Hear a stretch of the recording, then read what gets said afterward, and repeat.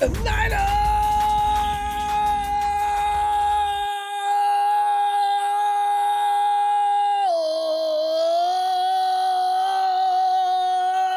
And we wish you a Merry Christmas. We wish you a Merry Christmas. We wish you a Merry Christmas and a Happy New Year. Well, I know, man. You know, I was actually going to come and talk football yesterday, which would have been more appropriate. Hey, it's been Christmas week is tough, man. People be all over you. I couldn't escape. I said, come on, man. You know I got to talk football. And there's your family and friends and people that you know that expect you to recognize that it is Christmas. It's your problem. Y'all understand, I've got a special bond between my Niner fam, man. I got to go back and talk some football. So I got away. I got the doors locked and bolted. They can't get me. You know what? I appreciate you. Let's talk some 49 football because we haven't talked about the scores. We always talk about the score before the game. Yes, we got to do it. Man, you know something funny? You watch that game, the Vikings versus Saints? Man, Alvin Kamara, remember that year, 2017? He wanted actually to come to the 49ers. He put that on I don't know where that was, but it was written out. It was documented, though, that Kamara liked the 49ers. So, so he's doing a good job where he is. And, they reminded me of, though, remember 2016 when the Vikings, man, that's embarrassing, but the dude tied an all-time record, 6 TDs. We never gave no one person 6 TDs as bad as we were in 2016 when we set a record for letting I think every running back in the that we played had over 100 yards. 2016, and that's what led to Solomon Thomas because the 49ers says, look, you know what, you guys are the worst team in the world against the run. So the first round pick has definitely got to be a run stopper. Enter Solomon T. But today, I'm a fan of the Niners versus Cards will reunite former University of Iowa Hawkeyes, Beathard and George Kittle for the first time in a long time as members of the 49ers. That fact alone could be the biggest attraction for the Niner faithful. 49ers have been put out of their misery and ours by finally being mathematically eliminated from a dismal 2020 season that made no sense. None. I mean, out beyond any and everything else. Over $80 million of superstars sitting around hurting. Ain't on the field nowhere. You can't win like that. Although they put up a couple of good fights, but, man, you ain't going to beat nobody. All you guys, come on, man. Because the funny thing about it, if all that guys would have been there, then everybody else wouldn't have had a ghost of a chance. Including them, sorry. The fake front-running Rams and Hawks. They better be glad. Because the only opportunity they had was for us to go down in a complete crash and burn. So we'll be taking your phone calls. Maybe you could. We're in trouble, but I ain't going to stop us from watching because we still got to see George. If there's one guy we could watch, it's going to be George. Maybe CJ's going to be a little better than we expect because CJ's talking in this press conference saying things like, I'm not thinking about anything. I just want to go out there and hang loose and have fun. I was wondering what Kyle was thinking. CJ, you better be serious. You can hang loose and have fun, but I'm talking about winning. Kyle's looking worn out. Every time you see the press conference, all you can think of, God, Kyle, Jesus, you look like beep. So you know what? Ooh-wee. So we'll be taking your phone calls and recording your predictions for the outcome of this Week 16 contest, and you know this. Who's that up there? Is 49 Brian. Hey, 49 Brian. Merry Christmas, my man. Ronbo, I'm worried. I know Kittle's a beast, but why play? Regroup for next year. I couldn't agree more. I don't really want this, but they're going to do it anyway. So,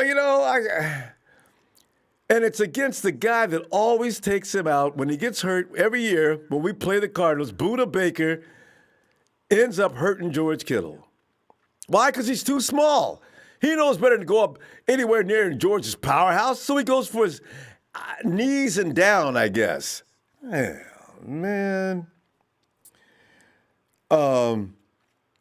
My fam, you know what? It's as I'm always talking about the injuries and pain and struggling. Rightfully so. It's a legit reason for the season we're having. But the Niners today, as part of a series of roster moves, officially activated Mrs. Kittle's baby boy, George, from the IR. The sad news is that they also placed Raheem Mostert and Rick Mullins on the IR. Nick's injury sounds serious, though, family. You know what? Word is rolling around that Tommy John surgery may have to be an option. That is serious. It didn't look like it was that bad when he was on the sideline. Didn't he come back? No, CJ did. CJ did finish the game. Meanwhile, GK will be in action for the first time since he fractured his foot in Week 8. His activation was expected after Coach Shanahan said yesterday GK would be good to go after 2 weeks of practices. How bad is life for the Niners players, though? Heem is dealing with his second high ankle sprain, which is the most popular injury of the year for the 49ers. Heem is dealing with his second high ankle sprain of the year and is done for the season. You know what? What does one high ankle sprain feel like? What? And do they? Can you imagine a high ankle sprain and they? Does that mean both his ankles, or do they mean the same ankle? Mullins in his elbow on the 49ers' Week 15 loss to the Cowboys and will be done for the year. As I just mentioned, he may need Tommy John surgery per Shanahan, which could put his 2021 season in jeopardy as well. In fact, if that is the case, for sure. Hey, did Joe Montana, I remember he killed his elbow. Did Joe have to have TJ surgery? Joe just came back a little later and was never the same. And that's why they traded him. Rookie offensive lineman Colton McKivitz was activated off the COVID-19 list. He figures to slide in at right guard if he's available to play after a couple of weeks away. As you would expect, the Niners elevated a number of players off the practice squad, but still, we will not see Kevin White in action. What did they do with Kevin White? Why don't they let him play? I was dying to see Kevin White as soon as we had him on the team. Why did they not let Kevin? You know, they're probably saying they're going to keep Kevin White here just in case. But Kevin White, if he goes out there, he's going to get hurt, and we're going to owe him a lot of money. So we're just going to keep him here in case. You know what? Don't quote me on that. I'm just thinking out loud and being silly as usual. Instead, undrafted rookie D lineman Darian Daniels was promoted to the active roster after spending most of the season on the PS. Daniels played 21 snaps with 1 tackle in 2 games where he was flexed from the practice squad. Also, D lineman Alex Barrett is back again, and tight end Daniel Helm were lifted from the practice squad as COVID-19 replacements. And whoa, we may finally see cornerback Tim Harris Jr. I am dying to know what is he about. I just want to see him play a couple times. Because as you know, Sherm is not going to be playing. And if you don't, I'll tell you more about that in a minute. But wide receiver Jordan Matthews also were both flexed to the active roster for the week. But out, of course, as I mentioned, Heem is out, Mullins is out, Debo is. Oh man, you can read this. You got to lick your fingers to keep turning the pages. You know what I'm saying? Richard Sherman. Jimmy Ward's got a concussion. He can't get through the protocol. Doubtful for this game is Deion Jordan. That knee he banged last week. Questel Horonis Grisou. Javon Kinlaw. Timor. Emmanuel Mosley. My God, we just can't stop with this. And then if you look at other teams with this same list, it's so much slimmer than the 49ers. So, you know. Eddie Ramirez, that's not funny anymore. It just shows that you're kind of stupid. Imagine not making the playoffs. What team? That's that Chiefs fan, huh? Chiefs fans, why don't y'all go to hell home? Oh. DJ Malone, hey, Ronbo's Bush Joyce Festivus to you and the faithful Mr. Ronbo. Should we be concerned about how quiet John Lynch is being? To be honest, I don't see us winning versus Arizona. Kyle needs to stop being so egotistical. John's been saying a lot of things recently, actually. He's been in KNBR and some other places talking. So I don't know about him being very quiet. Yeah, he's been talking a lot, actually. And Kyle needs to stop being so egotistical. So I forgot what source it was, but there is some credible source that believes Kyle is a very, very good head coach. I don't know. And this is a learning process for all these people, man. From Kyle on down. Avatar 6 is, I really want to win. But again, better position in draft is what we need so we can trade up a little to get what we want. Avatar, there's not going to be no trades up. Hey, fam, I want to tell you something right now. They made this clear last year. We need every last pick we can get. Why? Because the 49ers are losing players like crazy. When you start running out of money, you stop trading up. You need every player you can get.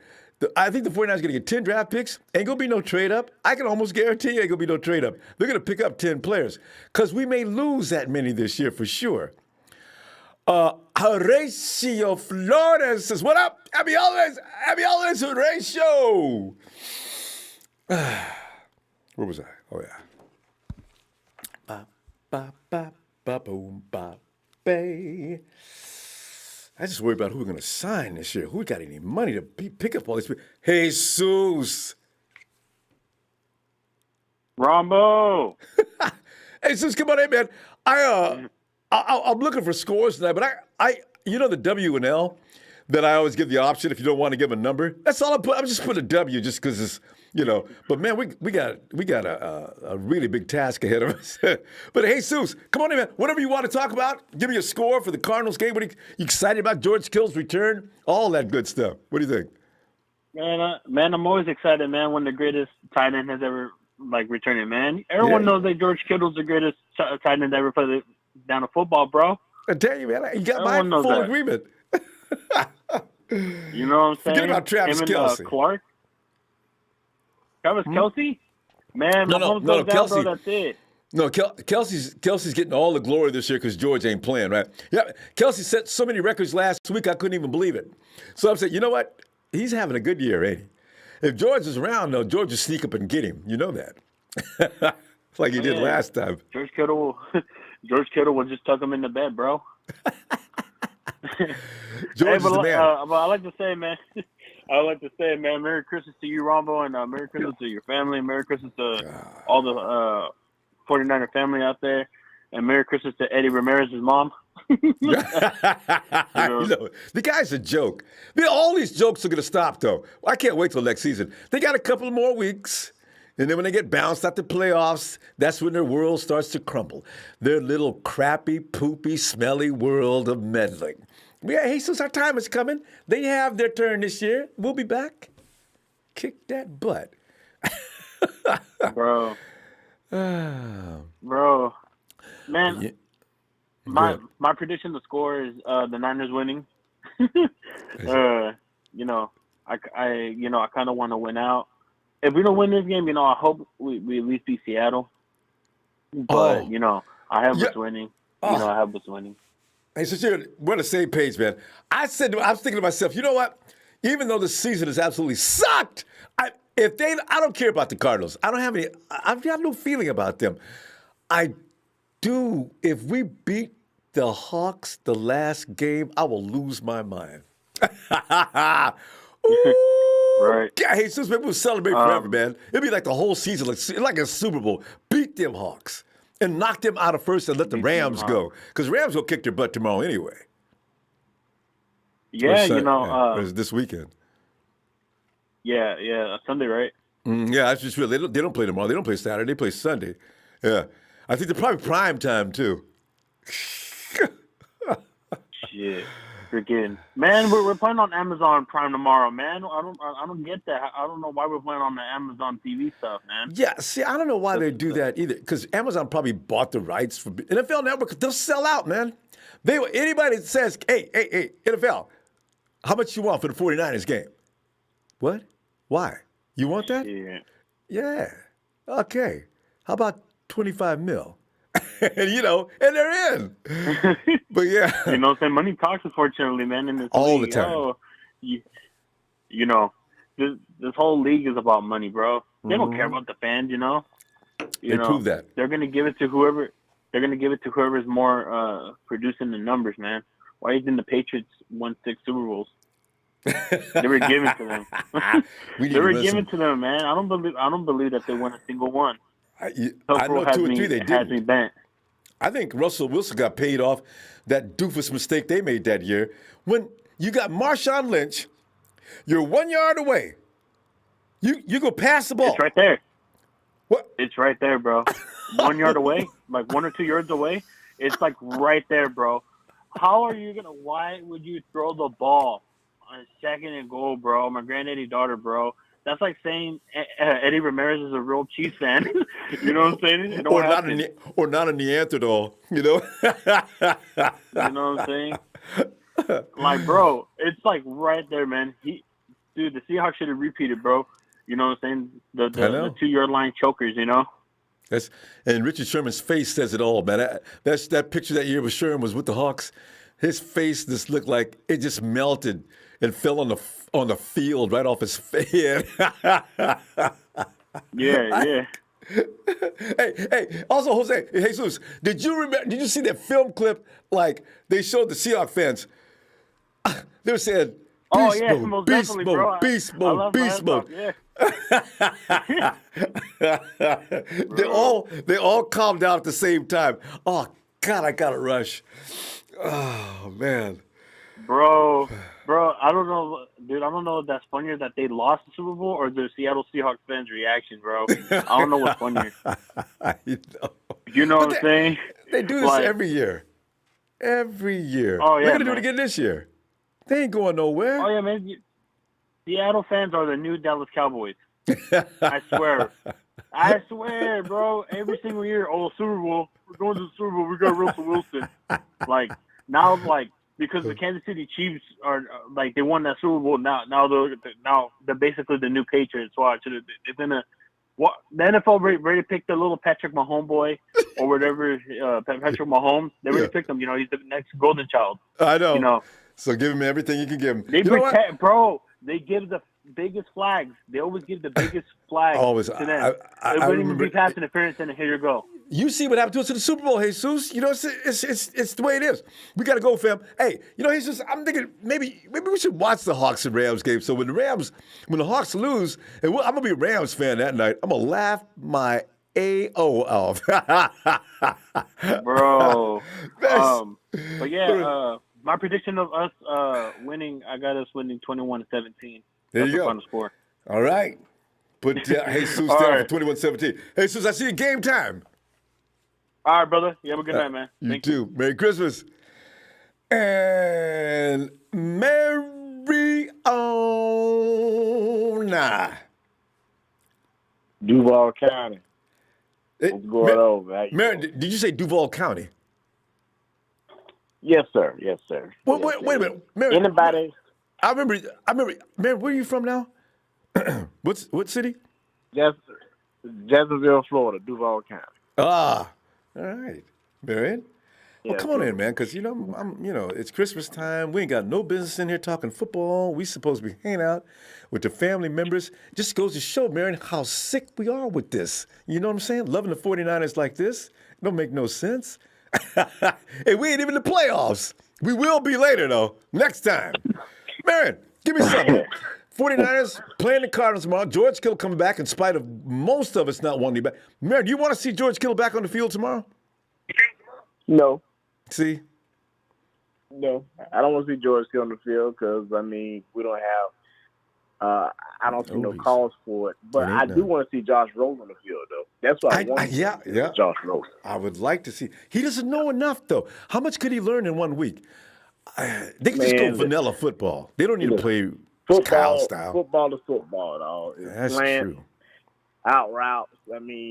That kid he has a very special talent. And I watch him a lot at UCLA. He just haven't had the right situations. So I cannot call him a bust. So I really think if something happens, if Robert get moved, hey, our quarterback could be right there on the roster, and it's not going to cost us a lot of money. So no, because he has to re-earn his way back into the NFL. He'll take anything. Well, I couldn't say re-earn his way. He was in bad situations. Well, that's what I mean. He's recognized as not having accomplished anything yet. So, if he Yeah. came in and tore up, yeah, because Nick and CJ are definitely done. So It's hard to tell when you have a team like the 2004 49ers, okay? You can't, I mean, that's how bad the teams that he was on with Arizona and Miami. yeah, So, he beat like us. I say, man, if something happened to CJ, hey, let's see what he got. He would be Why available. not? Yeah, and the Better way than Nick Mullins, I tell you that. Oh man, and you know what? The rush, the Cardinals got a good pass rush. So you know what, CJ, if he doesn't get rid of that ball quick, or if he doesn't get out of the way, we could be laying on the sideline screaming. Yeah, he could be. I'm not concerned about Cardinals. I think we'll beat the Cardinals. I think we'll win out. Yeah. We ain't got nothing to lose. I mean, tomorrow we can go for a fourth down every time. It don't matter. I really wish I hope we they ain't got do. nothing to lose. May as well. Yeah. There's no point being conservative in this game. Yeah. Right. It could be 4th and 30. Just go for it. Hell with it. You know what I'm saying? I mean, that's what I would do. Marion, here we go. You'll love this. Papa Smurf says, put Simmons on him, and we should be good. We ain't worried. Let's go, Cardinals. Rise up. Yeah. Ken Simmons was the golden boy. They picked him up Yeah. to stop George Kittle. George had him looking shame last time we seen him. He may have grown since then, but George toyed with him. And then Buddha came and said, all right, rookie, let me handle this. And that's when George got hurt.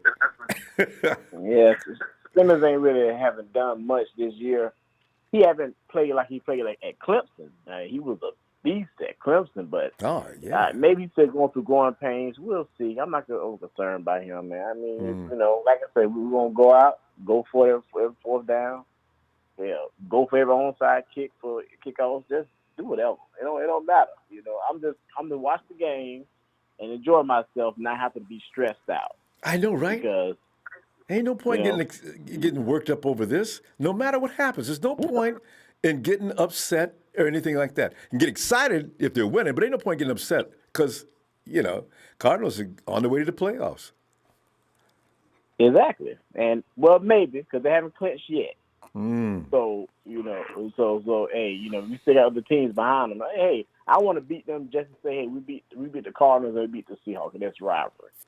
You know what I'm saying? That's personal to me. Like Michael Jordan said, I took this personal. So, Kyler Murray, we on your ass tomorrow at 4:30 Eastern, 1:30 Pacific. That's it. I mean, you know what, it, Marion? Have you noticed though, Kyler? I don't know if it's him or have defenses really got a formula for him. He's not running up a whole lot of yards anymore like he was last year or earlier this year after they hurt his shoulder.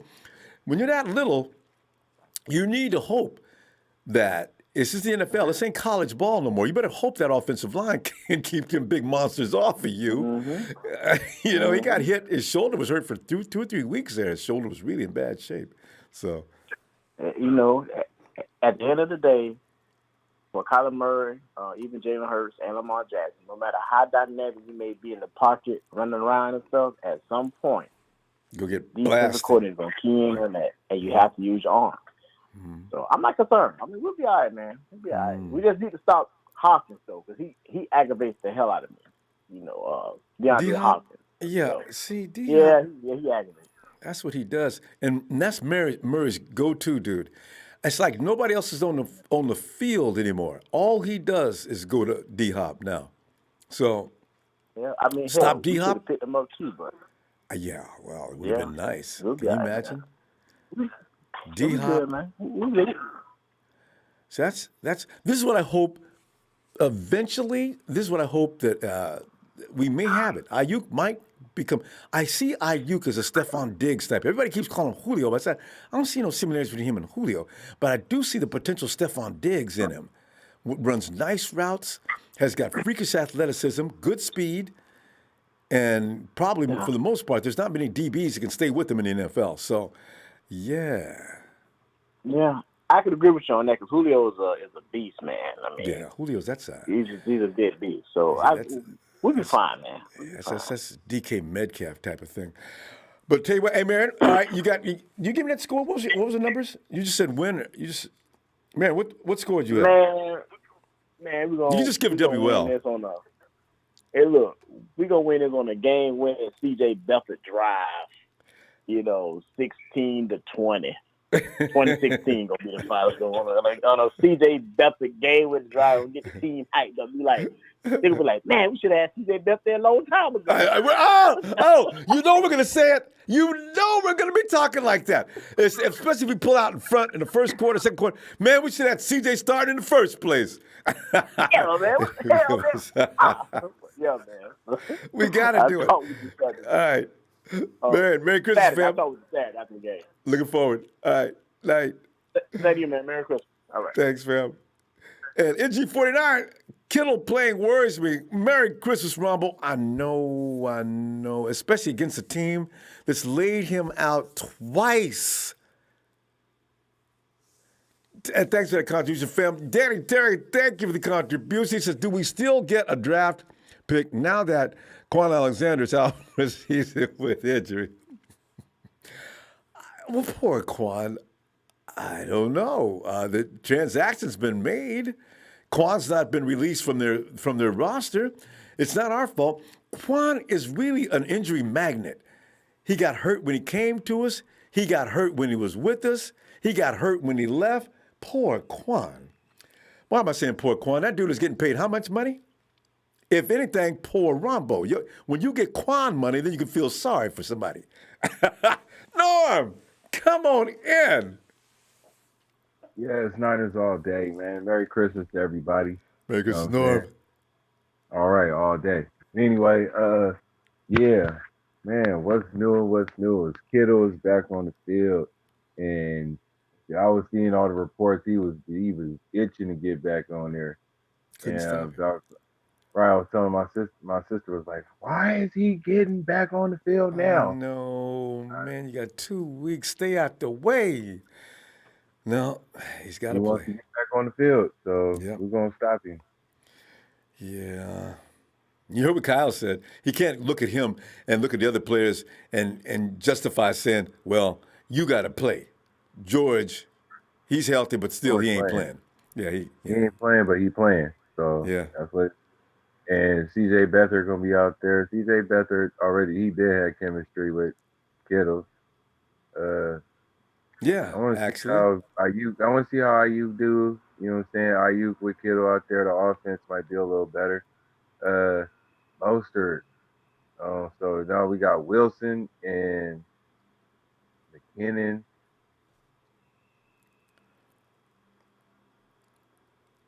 Notice how Norm stopped right there because there's nobody left. We got Austin Walter. What happened to him? Is he in COVID or what? Did I talk about him? I don't know what's going on. And then they talking about this other quarterback that we got. Josh Rosen? Josh Rosen, yeah. So they pulled him from the practice squad from the Bucks. Like, I guess that's gonna be whatever. I mean, I hope CJ played good, but man, even losing. I mean, I just hope he don't get hurt. We've had too many hurts, man, on this squad. This is too much hurt going on. Serious hurts, not just hurt. Serious. I guess that's why my sister was like skeptical about George Kittle being out there. She's right. George Kittle. If we got to vote on it, if they voted around the world, Niner Empire, it'd have been a hell to the no, and it would have been unanimous most likely. You might have had 4 or 5 fools. Yeah, let him play. Shut up. No. Like, I guess right now they don't care if they eliminated from the playoffs. We finna go out there and play. Like, we finna go out there and just, go out there and they finna take these last 2 games seriously. Like, yeah, I guess the fans are thinking now, I wish they would have took every game before these 2 seriously. Well, they did. Maybe they did. And it just wasn't serious enough. But, oh well, that's how it goes.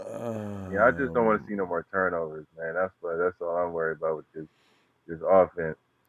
This offense has been like just giving me a headache with all these turnovers they've been giving up. Yep, 14 points a day, Norm. It averaged out to 14 points a day. Giving the other of team donation. just more advantage. Yeah, like the other team gonna have. I mean, of course they're gonna laugh at us. We giving it to them. Basically, we gave it to these boys, man.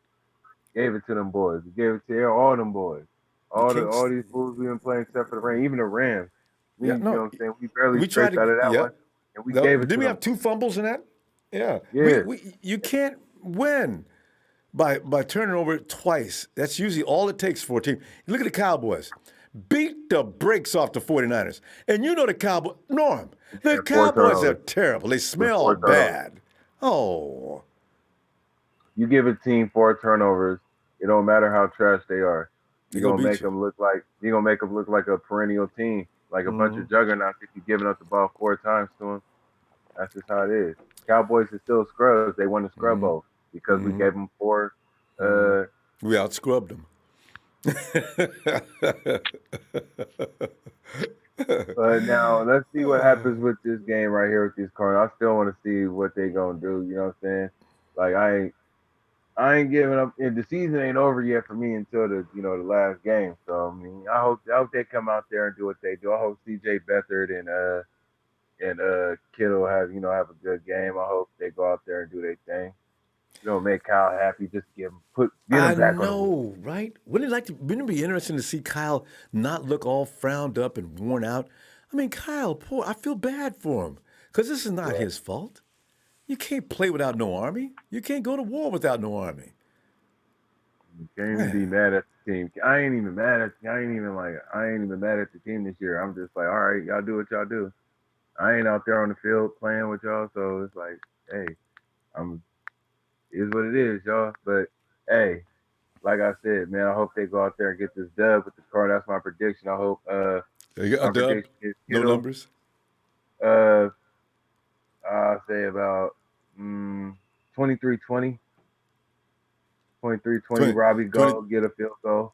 All right. Robbie go. Either that or, like somebody said before, a CJ Beathard play, he'd go to George Kittle. Remember, and CJ has a chemistry somehow with Kendrick Bourne, as noted last week. But this goes all the way back to their first preseason together. I don't know what's going on between Nick and Kendrick, but it's legit. So I just want the Niners to win in this tomorrow, so that everybody will be talking smack about, oh, y'all over there at their stadium, and y'all can't rep faithful to the shut up. Oh, man.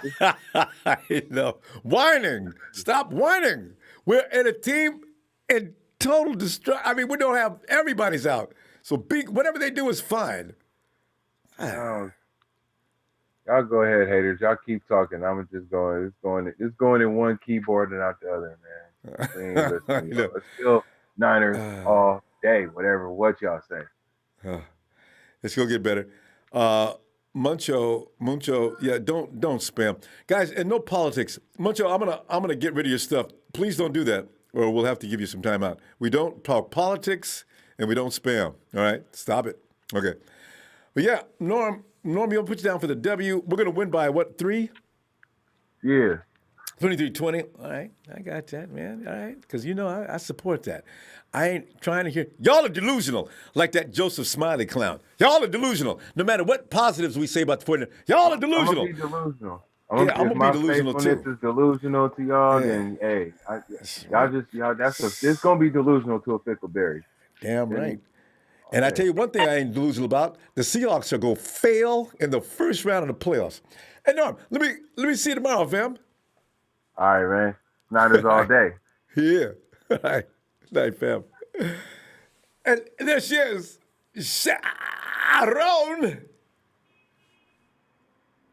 Hey, Ronbo. Sharon, here we are, week 16, coming off of an incredible year.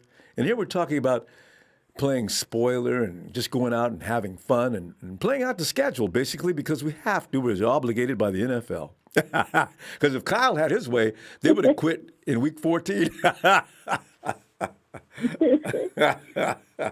Hey, Sharon. Hey, give me some Sharon insights on George Kittle. Are you one that supports him playing tomorrow, or do you think it's absolutely insane? And give us, what do you think is going to happen between CJ? I feel like it's absolutely not necessary. So it's like, we got one more game after this, and that's it. So he shouldn't even be worried about coming back to play. But you know, George Kittle, he was itching to get on the field, though. So he's a warrior. What can you do and what can you say? But if I was a coach, I would have sat him out for the remainder of the year. And There's no use. And even George, even if you don't speak to me again between now and next season, that's fine. Because George, somebody has to watch out for you because you won't. Somebody got to stay healthy for next year. That's it. But I do feel sorry for him. He just loves to play. So, okay. God, yes, it's so scary. He does. That's his heart of gold, football. Yeah, it's so worrisome, though. There, Ronbo, I had to do my bet. I got sick from it. I'm feeling sick right now. Wait. What bet? What? Oh, wearing. Oh, you had to wear a Cowboys. Ooh. Oh my God. That just hurt my heart. How long do you have to wear it? Just a day I have to or? wear it for a day. Ooh. It could have been worse. Could have said you got to wear it for a week. Yeah. Well, one day is bad enough. I mean, all you have to take it off. All you get in the shower and you have to soap down twice. I did too. And throw that rag and tear it up, and you can use it to wash the car with. There you go. But I think overall, I don't know if we're going to win or lose. I don't really care because the season's almost over with. And I think the Cardinals is probably going to win because I feel like it's going to go their way because you know how the rest like to cheat. So they're going to be calling all kind of little foul plays against us and maybe a couple on them. And no, you're right. Because that would ruin the playoff situation. They can't have us in there with no upset at this point. Sharon's right. Hopefully we pull it out. Well, I just want to be entertained. If they beat us, don't run us off the field like the Cowboys. I want to be entertained too and enjoy the last two games. You know what I mean? Hey, it is what it is. Mm-hmm. Yeah. Because we already know. See George and CJ out there on the field for the first time in a long time. Mm-hmm. And I we think also. CJ would do good. He's better than Mullen, so I think he would do pretty good. All right, but what did we say before Mullen started? We were glad and relieved that Kyle didn't start CJ. But Sharon, we got to stop doing that. Yeah.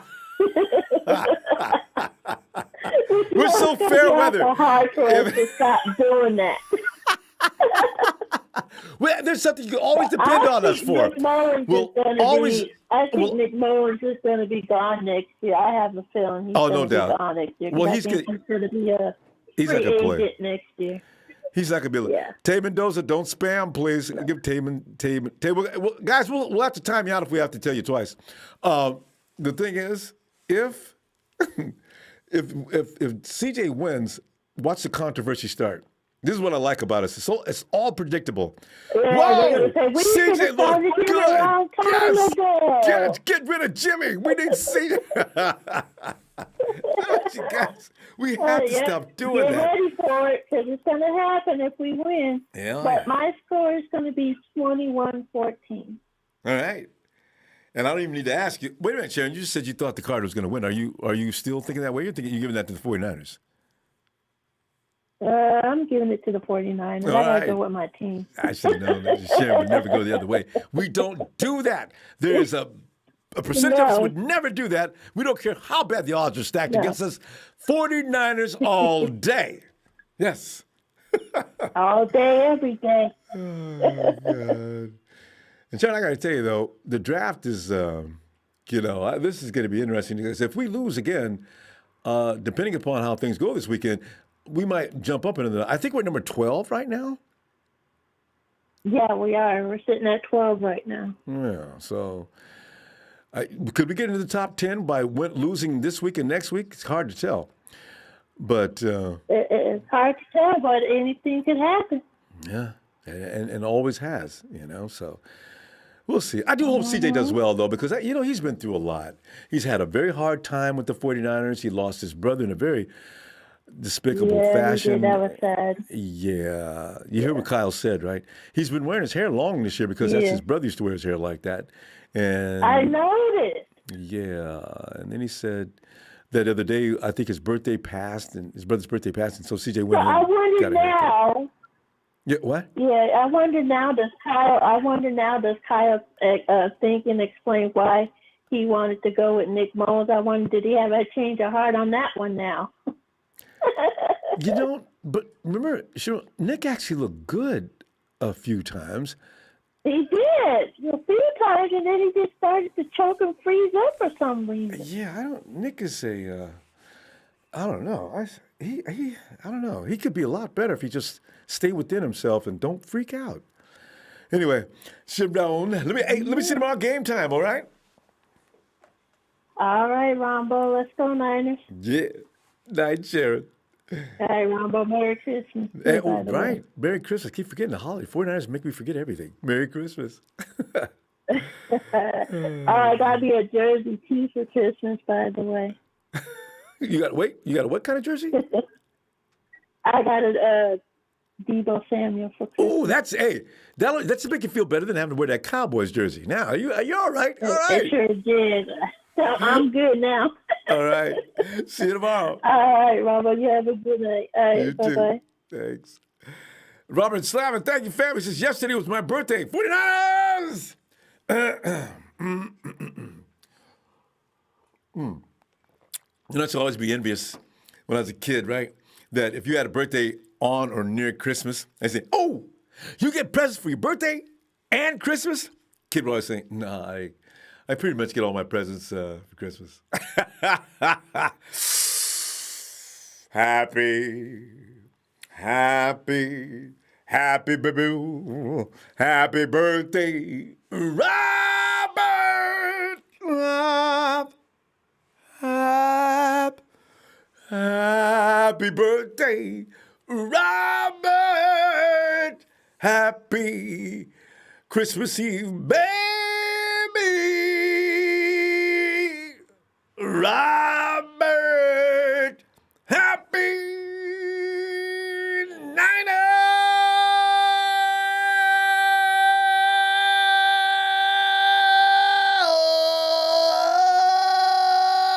birthday to you. Hey, Robert, man, you know what? For your birthday, we need to win this game.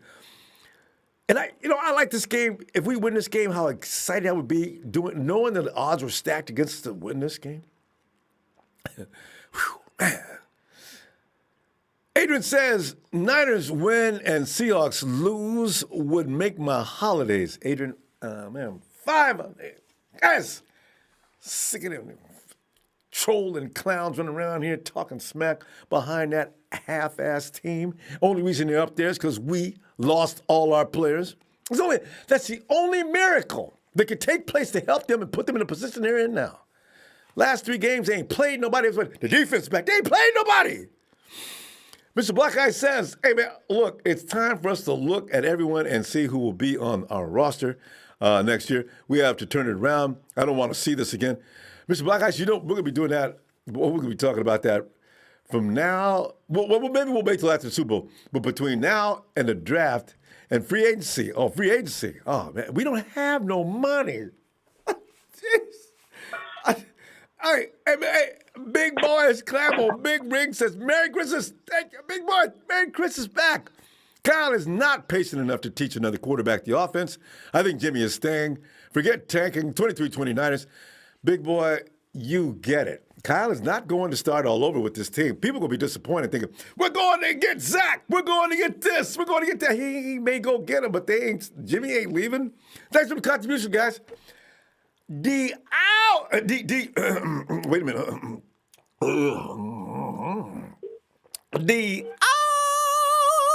Come on in, fam. Ronbo. I didn't have too much. On, brother? I didn't have too much eggnog, man. I can't chill out. But oh yeah, man. Look, it's Christmas. You're supposed to have a good time. You know what I'm saying? Don't put. Hey, by the way, if you're doing eggnog, don't jump in the car now. D, come on in. Let's talk about this, man. Because like you in Arizona, do people around Arizona see you wearing your cap? Say, man, y'all in our house, y'all know we gonna whoop y'all behind tomorrow. Oh no, they ain't stupid enough to come to me like that. They know better. See, Arizona got fans support. always they time with me. They get shut down every single time, man. Come on now. All I do is put them through the history and just let them know Ooh, brutal. you ain't That's got mean. you have nothing. Come on now, man. Oh, You ain't won nothing since you've been to Chicago Cardinals. When you win an actual Super Bowl ring, then come talk to me. when were Y'all they? the strong poor Larry. No, you mean in St. Louis? What is? I think I think it was St. Louis, Chicago, and then Arizona. Damn. I believe it was all three. Yeah. They've been around, huh? Yeah. They're worse than the Rams, who ain't never won a championship in L.A. yet. Oh, nope. Yeah, because basically, anytime Cardinal fans even try to speak to me, I laugh in their face. I'll be looking at them like, okay, what you gonna tell me? Oh, we're gonna win? Well, when you win, then you can tell me something. Oh, by the way, win 4 more times and then start talking. Because you had one chance. And I kid you not, I could tell you this. It was a meme for a while. You had one chance and you blew it. You let James Harrison destroy Larry Fitzgerald's only chance of getting the ring. His only chance. Larry Fitzgerald was running for his life down there. He saw his ring going away with James Harrison. James Harrison got there and fell into the end zone. Man needed oxygen for 4 days because he wasn't supposed to run like that. Oh, but man. As far as like what I've been hearing, look, guys, leave Nick Mullins alone. Okay, the man did what he could. You got a makeshift offensive line in front of him.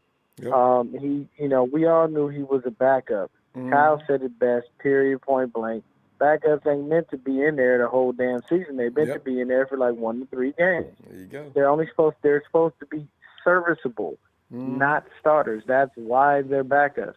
So y'all gotta let Nick Mullins be. Yes, we wanted to see CJ because obviously we wanted to change the pace. But if you think that CJ is better than Nick, then you should be talking to Kyle because Kyle obviously didn't think so. Kyle was the one who said, like, basically he showed it in practice. Looks like he was scared to death. Yeah, so that was the situation. Now, don't get me wrong. Are you going to see most likely most of the plays that you will see are going to go between Brandon Ayuk and George Kittle. Yeah, well, that's all we got. They're going to be feeding both of them. Maybe that's all you got. You Kendrick. got Jeff Wilson Jr. Yeah, you have Jeff, you have Tevin, and you've got I thought you meant receivers. McKinnon back there. Yeah, Jeff's going to be the workhorse. And then Jeff's going to be the workhorse, and then you got the receivers. You'll obviously have KB and Brandon Ayuk starting. But, it's going to be a situation where, I don't see us winning another game this season. I really don't. I know. It's not that I want us to tank, or want us to lose, but we just don't have it, man. We don't have any weapons. We're going in there with toilet paper. It's washed up. And you got to think about it, man. Like we got I think 41 impending free agents next year. And we got a lot of decisions to make in this offseason. So I'm curious to see what they do in the offseason. I wish the offseason was already here so we can forget about this nightmare of a season. Well, you got 4 weeks, 5 weeks to go, bro. Because we haven't got a playoff yet. I can tell you this, though. Yeah, I can tell you this, though. If by some freaking nature chance we win either one of these games and ruin their playoff seeding, I'm happy with that. Oh, yeah. I'd love to ruin the Cardinals' playoff chances. And I'd love to destroy the Seahawks' hopes of being the number 1 seed in our division, let alone fighting for a better seeding spot. If that happens, I'd love that. Yeah, but the thing is, if that happens, you jerks like Mose Mack and Joseph Smiley and the Seahawks reign. I mean, we won't see those lovely people in our chat anymore if that should happen. Would you miss them? Look, man, I love the haters. I tell you this one time. Cat Williams said it best, man. You got to love your haters because they took time out their day to hate on you. So that's the whole point for me. I don't even worry about it, man. The haters are going to be there regardless. At the end of the day, you only hate on greatness. You don't hate on losers. It shows. And that's the difference. See? You got to remember, man, we have a storied franchise. You know, we are who we are. We still have stars, you know what I'm saying? Brandon Ayuk is a budding star. George Kittle is a star. Hey, that Next whole year, I'm gonna team tell from you last this. year was full of stars. Yeah, We're not even like past. We're talking It's now. It's very simple. That like I've been saying, and I'm gonna stick to it. You need to bring Alden home. The Jets should be waiting for that opportune moment when he know they out of the playoffs, so he could go in and say, Alden, come home. Because you think about this, if we can re-sign Kerry Hyder for cheap, and we get Alden Smith as a rotational piece, We don't need no D Ford. Yep. Because D. cut him. God, I wish they would have cut him already. I don't know why they wait until the end of the season like he really matters that much. D ain't. You know, I don't even care much for him, and he never is healthy enough to really do anything. And even if he comes back next year, he'll last 5 minutes. Yeah, right. Get back on the field. That's why you ain't seen Kevin White. It's like you said earlier. Kevin White is so injury prone. Kevin White will walk onto the field and tear his ACL. Lay it down at the doorway. Fragile, man. What's Kevin doing? He's fragile. Looks like he's hurt. Yeah, We're just walking out of the locker room. He's hurt. What did we what do you mean? Yeah, he broke his ankle. How did he break? Walking down the sweet stairs. Baby Jesus. D, we got to go. Somebody. What do you got for a score? Ghost shoved him down the steps. And we ain't got any insurance. Oh, God. Nah, man, I'd probably say the Cardinals 27, 49ers 14, something like that, man. I don't see us winning this game. So, instead of giving a score, just say the 49ers will take an L. 27-14.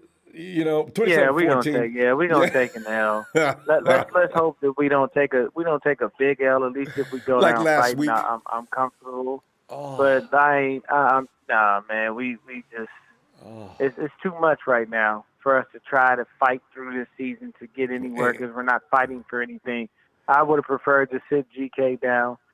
Just tell him don't play for the rest of the season. Kyle over there lying to himself. Oh, well, I don't want him to seem like any favoritism. You think these players don't know there's favoritism?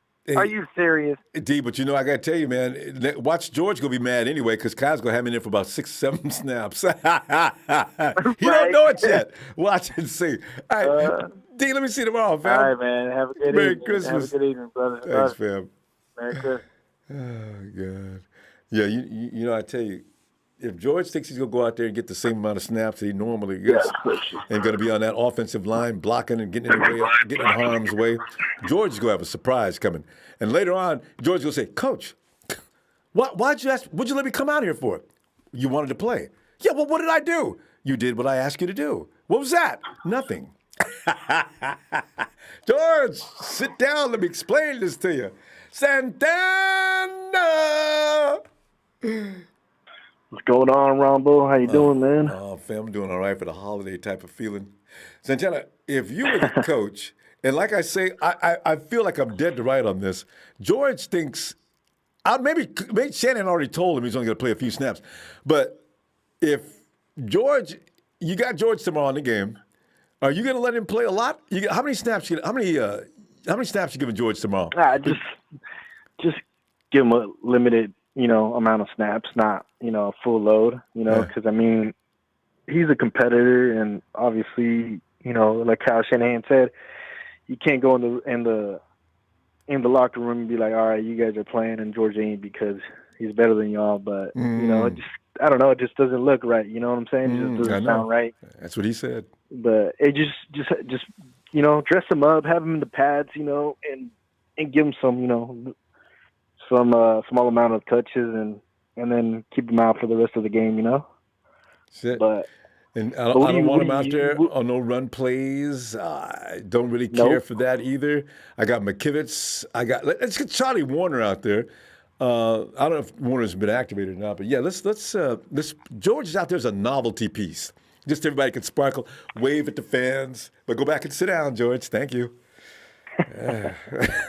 Yeah, I mean, Fred Warner's playing, so, and then like these other guys are playing, so.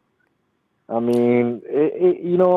be the smart move would be to sit him out, but it's hard to not when everybody knows he's healthy. It's hard to keep him out. Yeah, he was in practice the last So couple what of do you weeks. think, Ronbo? You want him to sit out or what? Oh, hell yes. If it was up to me, George would be sitting up in the bleachers with a suit on, man. I say, George, man, you have to understand, man. You can get mad, hate me all you want to, but I'm doing this for the team and you. Because you play the way you play all out. That's the only way you play. And that's what I love about you. But I want you to wait until next year to apply that to a relevant season. This was not relevant, George. And George can say, hey, I'm a football player, right? Let me play. It's going to be an argument if you get into that kind of conversation with him anyway. So, he's got to be the boss. I mean, I'm sure, man. I'm sure Kyle Shanahan, John Lynch, they just dressing him up. They're probably going to keep him in the sideline for most of the game, So maybe like I said, they'll throw him in there and then they won't even give him a look or anything, But what's it called? I think tomorrow we're gonna win. Maybe I think we're gonna win tomorrow, Rumble. I think we're gonna pull an upset on the Cardinals, give them a sour, taste to going into the playoffs. That'd be so awesome. Maybe that'd be awesome. Rush. But wouldn't it? and if we don't, Rumble, I mean, we're gonna drop down, I guess, maybe in the draft board and hopefully pick up an O-line. You know what I'm saying? See, so what do you think, Ronbo? I've been talking about this for weeks. And you see, that's what I'm saying. If you have an offensive line, your quarterback now, even Mullins and CJ, can do a lot better work, let alone Jimmy. So that's what I'm saying. Can we please plug that offensive line with some stars? We did it with the defensive line. Oh, yeah. They get a couple of first-round offensive linemen like the Cowboys did, and let's dominate, Can't run right now. The way I see it, pass. The way I see it, Ronbo, is that look, if we let's say if these quarterbacks, obviously like Trevor Lawrence, Justin Fields, and Zach Wilson and Trey Lance are the guys that people are talking about. If those guys are not there, like let's say what's it called? Either those four guys are not there, trade down. You know what I'm saying? Trade down, get a couple more picks, and like I said. That's what's probably going to happen. Trade and patch up because we need to patch up. Rumble. We need to patch up a couple spots. Get an O-line. We need a corner. And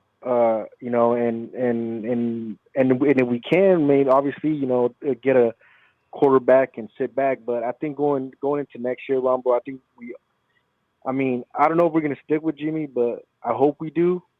And draft a quarterback and just have him sit behind him. And then if we need to move on from them on year 2023 or whatever, Ronbo, then we do it. But give him a shot. Beat Jimmy out. The job is yours. And that's all I've ever asked. But don't run the first stringer out the bench of the Super Bowl and bring a rookie in and give him the ball. Yeah. Whoa, please, not with that. And that's unfair. Ronbo. That's unfair to the other guys too. Kittle, all the other guys have been going down through the war together and made it to the top. You got to have the same guy. But if this guy could beat Jimmy out, hell yeah, let him have it. Yeah, no, and like I said, I don't think Jimmy G has ever had a really good O-line to throw the ball behind under. So he's always had maybe decent, not great, but hopefully we do keep Jimmy. I think. If we don't keep Jimmy, I don't think we have a chance of making either playoffs or even making it to the Super Bowl, Rambo. I guarantee. And the other guys got to learn. But don't get me wrong. If you pick up, there's Trey Lance. I think Trey Lance has a bigger upside over Justin Fields and Zach Wilson. If he's there, then you pick him up and have him sit behind Jimmy G. Like I said, Yeah, Trey's on his way to New York. That's really funny because everybody thinks as soon as New York picks him up, they go ahead and drop the USC boy, and 49ers go pick him up. I say, you guys, we don't need to be picking up. Yeah, I wasn't a big fan of Trey Lance, Ronbo, but I kind of looked some videos. He has a strong arm. No, he can play. 6'4", 210. If he's behind Kyle Shannon and Kyle Shannon has him, pass first then run, I think we have a great quarterback. But we'll see. Work. Fam, But yeah, Rumble 20. I want to say 2010 Rumble. 2010. All right. Boy, I tell you Yeah, what, that the means, 90s, baby. Let's go. means our defense took care of business. Oh, all Hey, right. I think watch out for CJ and IU connecting all day No, tomorrow. because they ain't got nothing to lose, man. They're going to be playing loose, relaxed. Yeah, we're gonna they- be aggressive for sure. Play calls are gonna be aggressive. We fourth down. Forget about it. All We're right. going. Here we All go, right, fam. Rambo. All right, Rambo. You have a good one, man. All right, you too, Merry Santana. See you Christmas. tomorrow. All right. See ya. Yeah, it's gonna be interesting to see how loose those guys play. Because when you don't give a damn, the pressure's off. You can actually relax and go. Fly guy, fly guy, fly guy. Rumble. You, Rumble. I'm here. Merry Christmas, Merry Christmas, man. fly guy. We got the Cardinals coming up.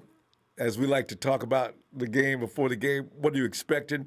Do you appreciate that George Kittle's coming back and CJ starting? And do you know, do you actually feel the pressure is going to make the Cardinals fold because they need to win? And the 49ers, all they got to do is go out there and have fun. Where is the advantage? Yeah, I mean, I feel Kittle for coming back 'cause as a football player, you don't want to miss no game if you feel like you're healthy. You feel me? He does, man. I know. But winning the game is on Kyle. I always say it's on Kyle Shanahan. If you're gonna do the same scary plays with CJ, it's gonna be the same outcome with underneath, and then fourth quarter, third quarter, the other team already peep the game and just jump on your routes. We have to just go open up the field. You know, If she didn't open up the field, we done. Like, you know not what, though? going for no win. Like you might be on to something because tomorrow it's not going to really be – the 49ers are going to play kind of – I don't think it's going to be very conservative tomorrow. I think in CJ – you know what? I believe you. You may see something unusual tomorrow, actually. Yeah. I believe you. Because if we don't, it's going to be the same outcome. Same readjustment by the other team, and they jump our routes. Because people think Nick Marlin can't play. This man is a beast. I can see it. He's like a young Tyson to me. You can see it in his eyes. Like when he throw an interception, he's like, that shouldn't be an interception. You feel me? I know Nick got some bad breaks, and like everybody, that offensive line has got to protect a little longer. They don't give a quarterback. They don't have any time to read. They don't have any time to get rid of the ball as fast as possible, and that's what causes errant throws. Every quarterback in the league is the same way. You pressure a quarterback, and they will fold. 9 out of 10 times. Russell Wilson gets away, but they've been kicking his butt. Russell's throwing a lot of INTs this year, so you know. That's the way it is. You got to give your quarterback some time to work. The best thing you said was when Nick Marlin throw an interception, Jimmy G would have took the sack. I respect that. Yeah. Nick Marlin trying to make the play, but Jimmy G would be like, I ain't throwing that because our throwing lanes is so tight. We don't have no open window to throw the ball. Like we gotta stretch the field. So now we got a quarterback with a bigger arm. Show us that you can go deep, Kyle. Show us that. This year we ain't thrown out 2 passes over 50 yards. Think about that, Ronbo. Well, as I've always said, though, we have to do that. We have to. Even if we don't, the defense gonna cross down on us. Like, come on. But they got to be impressed by the deep threat. They can't. You can't just put anybody out there. You got to have somebody who's got the speed, or they're going to pick it off. No. Let me tell you. Brendan can do it. Brendan Ayuk can do it, man. Hope so. He hasn't. He's only been tested a couple of times. We're going to say, because he's a rookie, and you look for him to make some rookie mistakes. But you know who really can do it? It's actually Richie. Richie, I just noticed. Of the last few weeks he's been playing, he actually does get separation deep. This happened more than once too. So yeah. You right on that. I respect that. You're right on that. So It might be a Richie James day tomorrow. I don't know. Let's say I'm gonna predict the game. Let me give you my thought right now. Right. If we don't go deep and we keep playing underneath, we ain't gonna be able to throw no screen passes.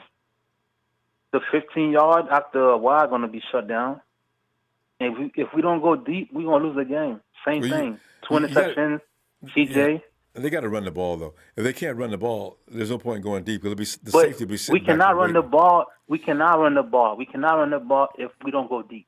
How you gonna run the ball? No, it goes. If we're not going Fly deep, guy, because the safeties.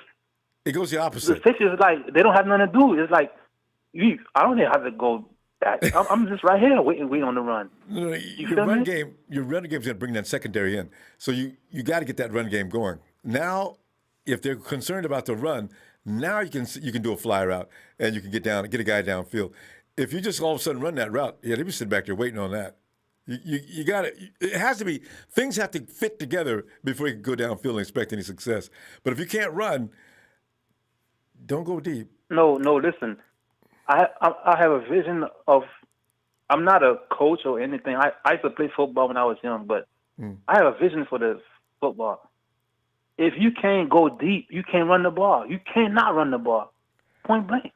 Well, Our running game is sucked this year. We usually take the ball and just fly like on the yard. But yeah, those two safeties, strong safety and free safety, are right there in his face. Sometimes it's like he's like one tackle away from going 100 yards. Kyle needs to just send somebody deep. Just send somebody deep, and then you run the ball. Then most of the give you what you understand what I'm trying to say. Yeah, well, I don't know how I to kind say of, it, like- but I know the mechanics of it is if they load the box up trying to stop the run, well, now that makes them vulnerable to the pass play. Yeah, but One works with the listen, other. we still don't go deep. That's what I'm trying to say. We still don't go deep. We still go 10 yards. And I think everybody's yeah, you the gotta, reason Nick Marlin is throwing those interceptions is because everybody's bunched up together. So you have like a tight window to drill the ball in there. Like well, it's not supposed to be like that. Like yeah.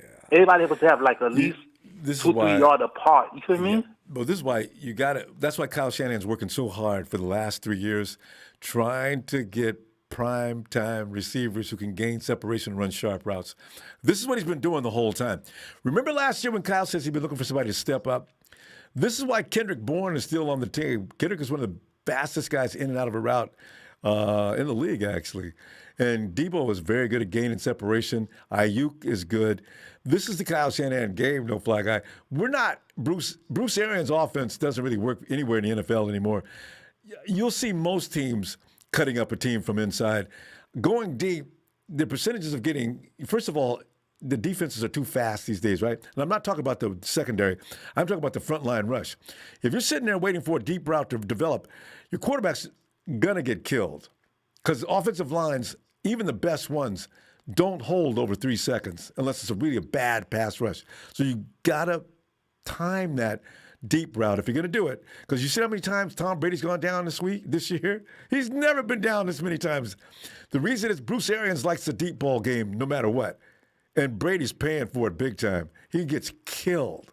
So, you got to time that. Football's not the same as it used to be. Yeah, I feel you.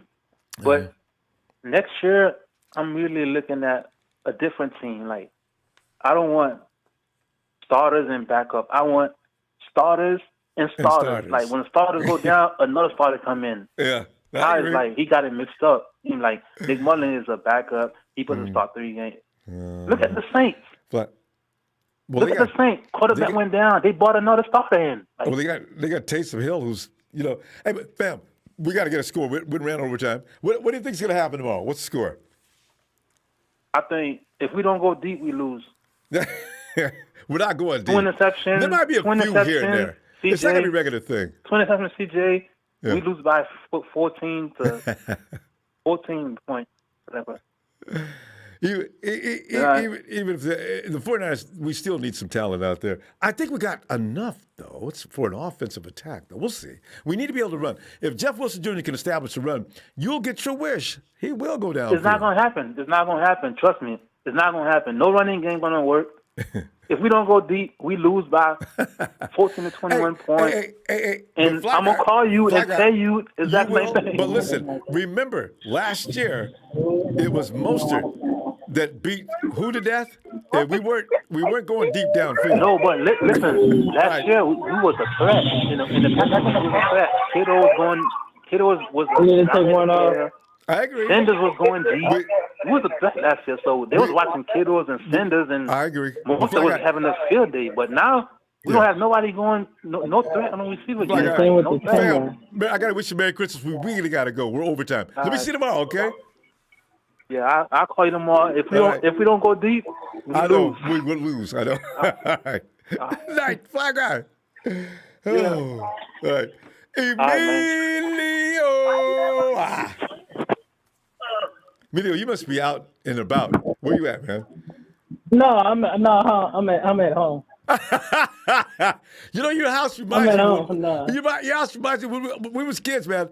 It was like Grand Central Station in the house. And between me and my brothers alone, my sisters stayed back in the back out the way. But we used to make it sound like Grand Central Station, man. Moms was in there hollering and screaming at us the whole time.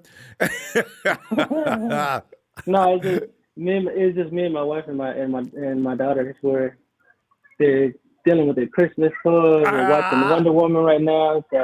So we just finished watching Soul. We finished watching Soul. Now we're watching Wonder Woman. Movie watching on Christmas Day is the awesome. other Wonder Woman movie. We're gonna watch the new Wonder Woman movie when the first Wonder Woman is done. So. That's the way you're supposed to treat Christmas Day. You know what I'm saying? I love it.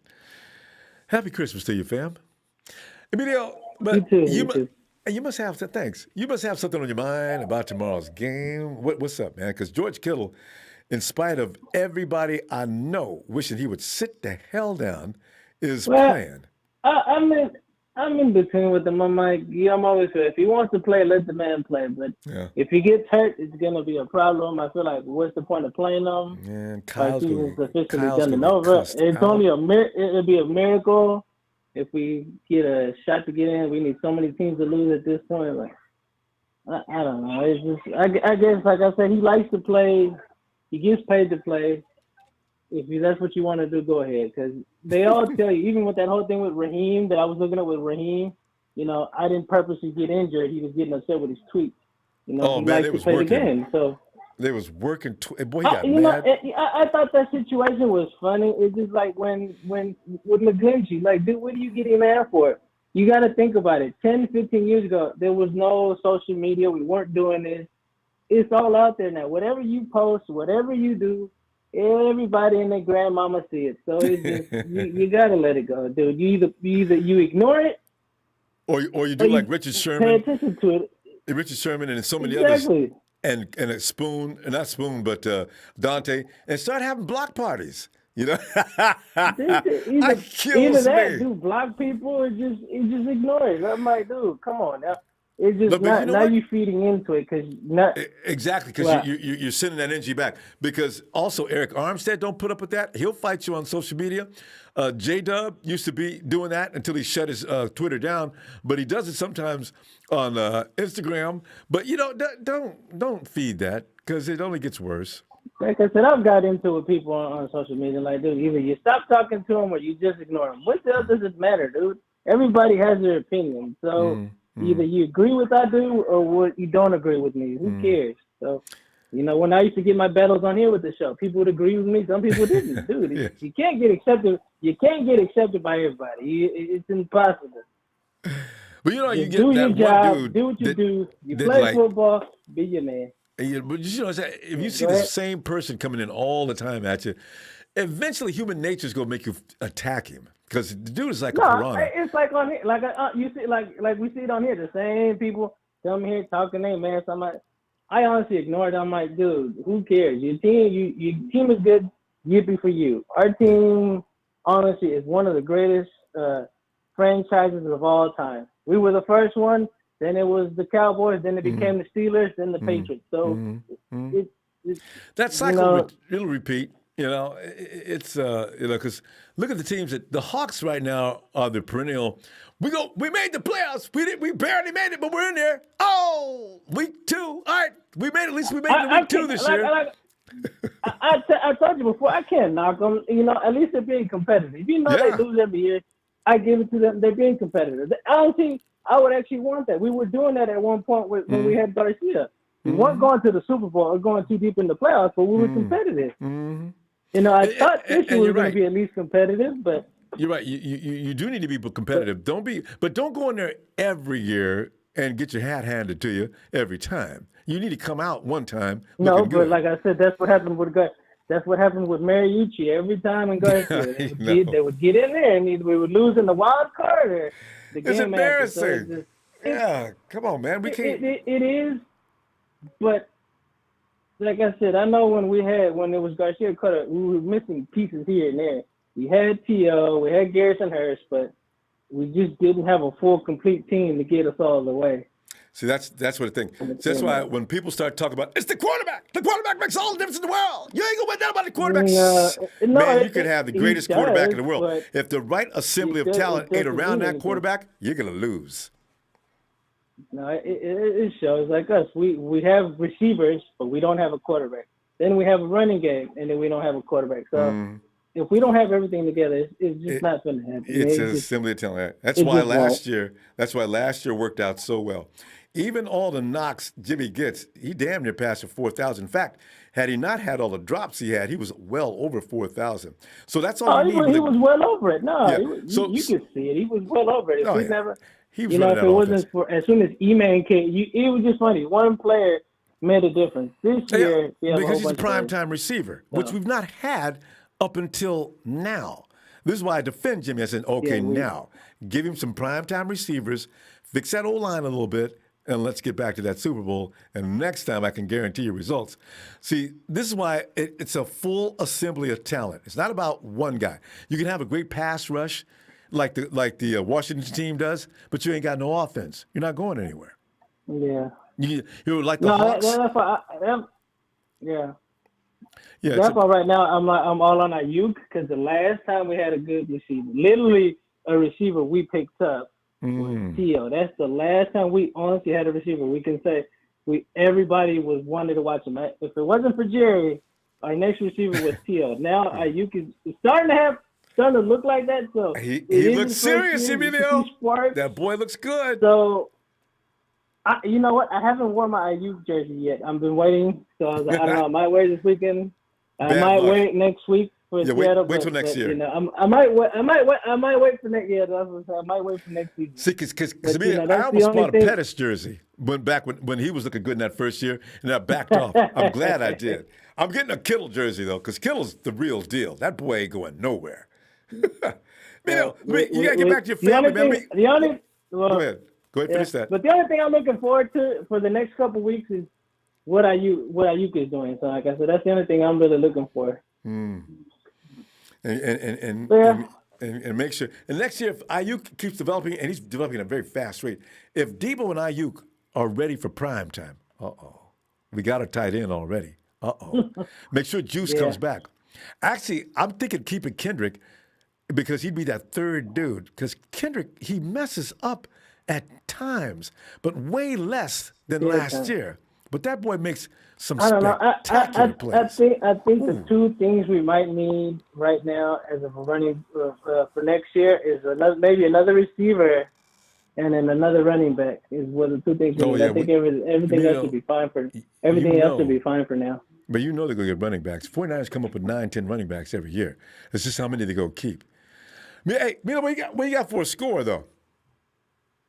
Well, we're not going to win this one. We didn't win last week. I don't see this one either. I just don't. I'm sorry. As much as I would want to beat the Cardinals, I just don't see it. So you don't need to put a score then. Emilio's got us down for an L tomorrow. Dion did too, so that's 2 L's.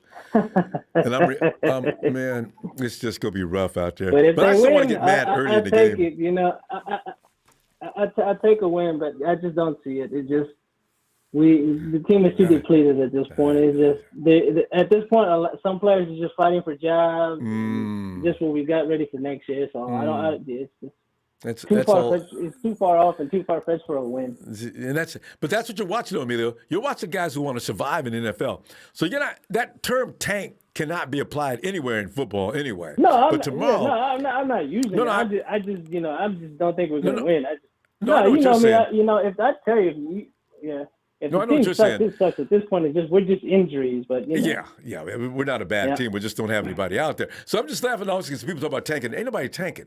People are fighting for a job. They ain't maybe not here, but somewhere. And some of these players that come out and said, a bunch of them said, we're not tanking. We actually want to play. It's our job. Yeah, You actually in football, you get hurt not tanking or get somebody next to you hurt. So you got to play. Hey, I'll see you tomorrow, fam. All right, Merry Christmas. Y'all enjoyed the great movies, too. Sound like got a lot of good ones picked out. All right. Night video. Good night. Good night. Adrian, thanks. Adrian says, who's taking the West? Rams or Seahawks? I say Rams. Adrian, I'm right there with you. I don't like either team, but if I got to go on my hate level, the meter goes up higher for the Seahawks, and mainly because their fans are really annoying. The Rams fans are too. But on a scale of 1 to 10, the Rams fans are at 8. The Seahawks are at 11. Hey, Ellis!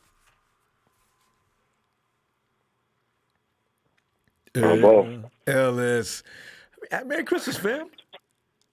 Merry Christmas, family. Thanks. Thanks. Well, here we are before a game. At least they didn't ruin our Christmas. We get to wait till the next day after. Ellis, I'm just talking. You know what? We don't have to lose this game, Ellis. You're feeling on it. And you got George Kittle tomorrow. How much do you think he's going to play? Is he going to have any impact on this game? Him and CJ went to the same school. That could be. We could see something interesting tomorrow. What do you think?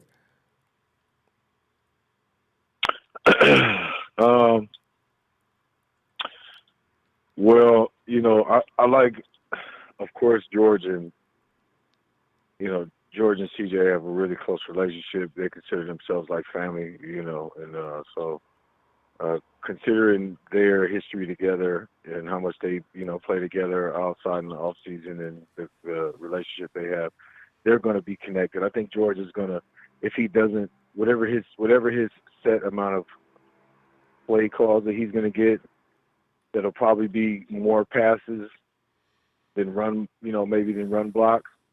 But I'm not, I'm not. No,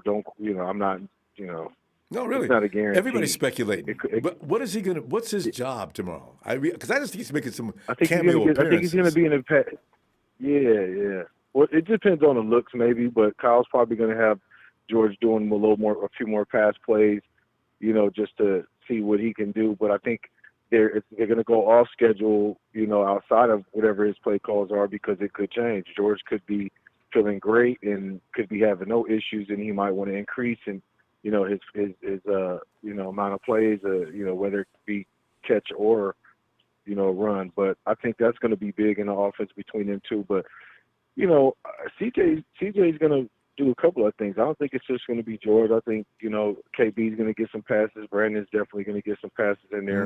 And hopefully we can see some, something from maybe use check out of nowhere, which I always like to see him. Decent offensive weapons, true. So you just don't tell him what may happen. Richie James, but his ankles, he still got the ankle injury, so that's right. Maybe he's not playing from last week.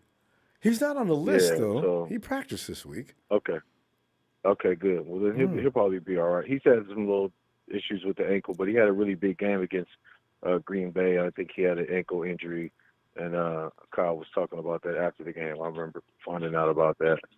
That he's still having some issues with the ankle, but he still had a really big game against them. So we might get something out of Richie too. But I'm looking to see the offense, show out and do some electric. It's going to be really up to Kyle though. Does he just want to play does he want to play to win at this point, or are they just going to go out to have fun? Because that's going to depict whether or not, this is even a matchup at all. Like, if things start to get out of reach, if they get up on us first, are they just going to start playing, loafing, or, I don't know, man. I just want them to compete, But what you're talking about is going to be two different mindsets because the 49ers are going in to hang loose, and CJ already said it. The Cardinals, meanwhile, they need very badly to be careful not to lose this game. That could tighten you up. So I like what we're about to see. Yeah. Well, I'm excited nonetheless. We got 2 more games, and this season kind of went by fast, man. So I'm a little, disheartened by the whole, outcome of everything. It's kind of just like, damn, like, it happens quick. But this ain't the first time, and we'll be able to. I'll call it maybe we can maybe start talking about redemption tour instead of revenge. We'll have to redeem ourselves after this. With a full plate of a team and roster and stuff, and then we can talk a little more business. I tell you, boy, these guys, man. Oh, this. I hope we keep KB, man. I would hate to see him go. I know, I would hate to see him go. But he needs. I don't know what he's going to accept as a salary. Because we need to have some depth. I know, and he might want a little bit more, and somebody might want to give him a little more. They're not going to give him too crazy, but he might look up somewhere. He very well could look up somewhere and go because of the money. Because we're certainly not going to, go crazy. No, overboard with it. Even if they wanted to, it'll be easier to retain Richie James than him. Yeah, even if they wanted to, they couldn't afford to. So he'd have to take somewhere between 3 to 5, I guess. I really, what I've heard though, the cap situation is not going to be as bad as we think. Everybody's counting the dollars and looking at certain players that have to be signed. So I don't know what they mean by it's not going to be as bad as we think. We'll see. Yeah, because we're at 30 right now, right? Yeah, because we're not going to be able to sign any free agents, but we're going to get rid of a lot of guys. The 49ers could have. I counted some of the guys I know they're not going to bring back, for sure. If we're at 30, I see 50 already. Because Solomon T was getting paid 10. We already got rid of Pettis. You figure, Akello Witherspoon's a mystery. What's going to happen? Okay, we're going to see this weekend. What are you going to do with Akello if he does another good game?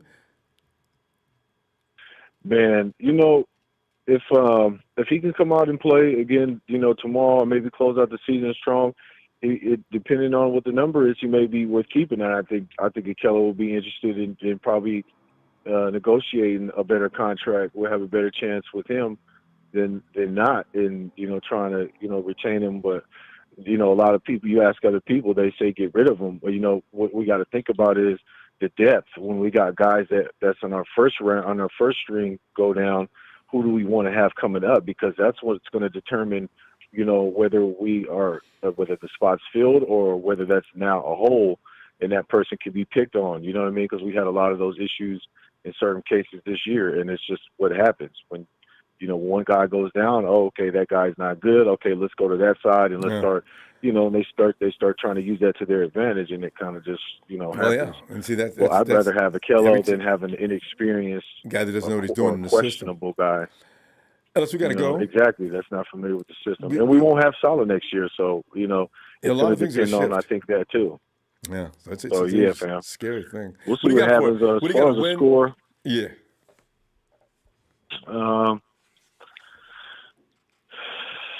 I don't know. Let me. You can just use WL if you want, because that's all I'm doing. I'm just saying W.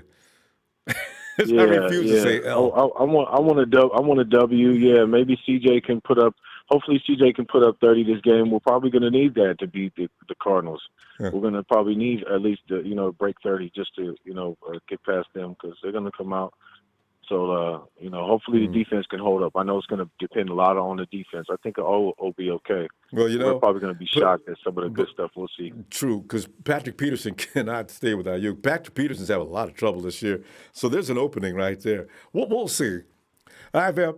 I hope Brandon breaks that 1,000 yards, man. He's almost there. He's just under 200 yards he needs, man. So if he can have a big game, 100+ yards, and close out with a little under 100 yards, he might be able to reach that. There you go. But we'll see what happens. There you go. Okay, fam. Shout out to you as always, Ronbo. Thank you, bro, for your platform and Merry Christmas to you and Merry Christmas and everything to the Niner faithful out there, y'all. we'll be back. At least we got football to wake up to tomorrow. You know what I'm saying? And another week. Let's see All what happens. So yo. appreciate it. Yes, All sir. right. All right, fam. Peace, family. All right. Merry Christmas, Ellis.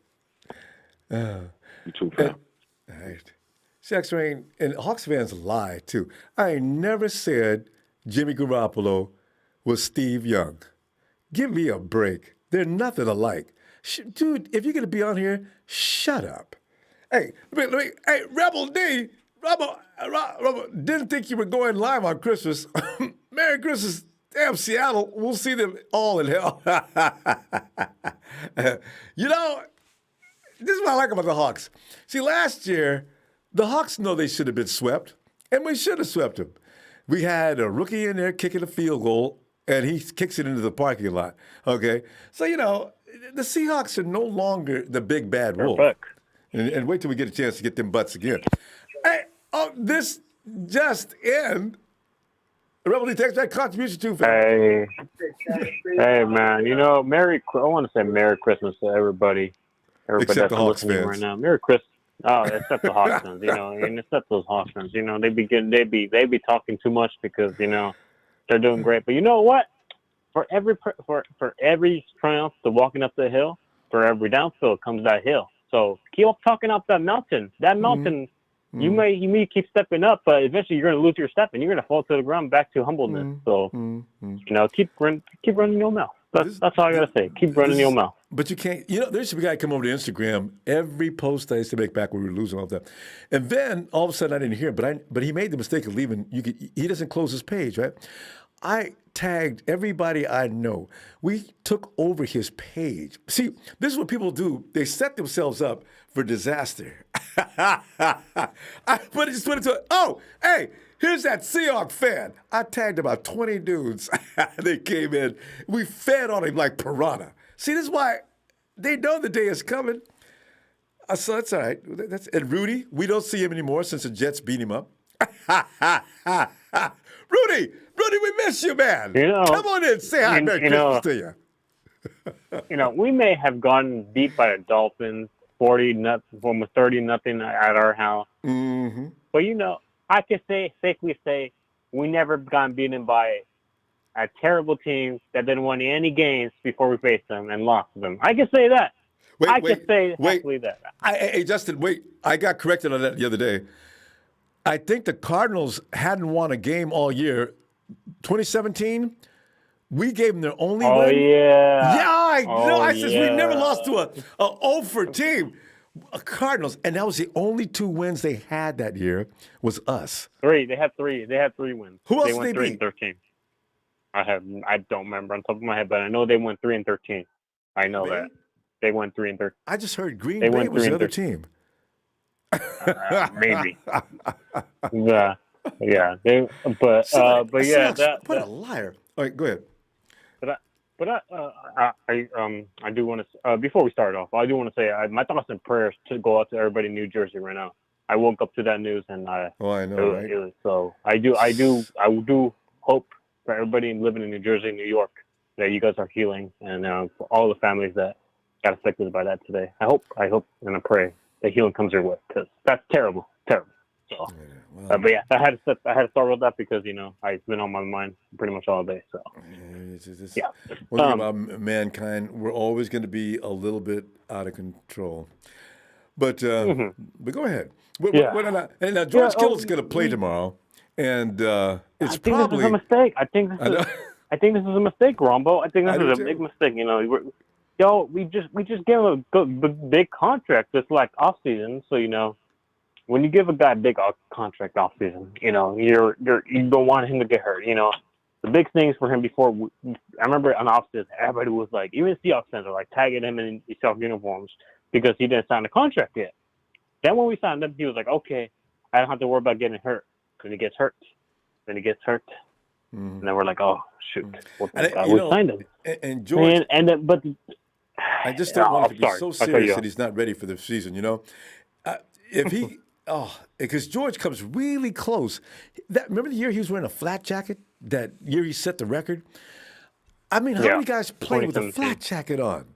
And George is out there trying to protect fractured ribs, and this dude is still playing. So man, dude, George is scary, man. That dude can play with a bullet in his arm. God. Yeah. That's a tough dude. It's crazy, Ronbo. You know, when you talk about like what he means to us, like this guy is one, and Brendan Ayuk as well. You know, and like I do not agree with George Kittle, but I understand he's a football player first before he's like, how do I say it? He wants to get back out there as soon as possible. And so I do understand the competitiveness of him, but do I agree with it? Not really. But so that is something to think about. You want that kind of mentality. I like George for his insanity. Because this guy's really strong and talented, and he's out of his mind. This is the kind of guy you want on your team, though, you know? Because, man, you're going to win games. George can take over games, and he's done that how many times? So, you know, that's all keep him. But the scary thing is you're probably not going to have him for a whole year.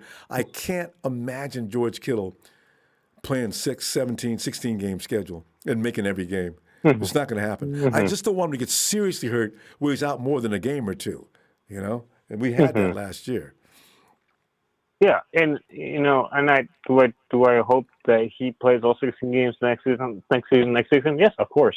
But you know how competitive this football is, where players are not allowed to hit in the chest area anymore because the rules now. They're heading towards the legs, like Buda Baker did.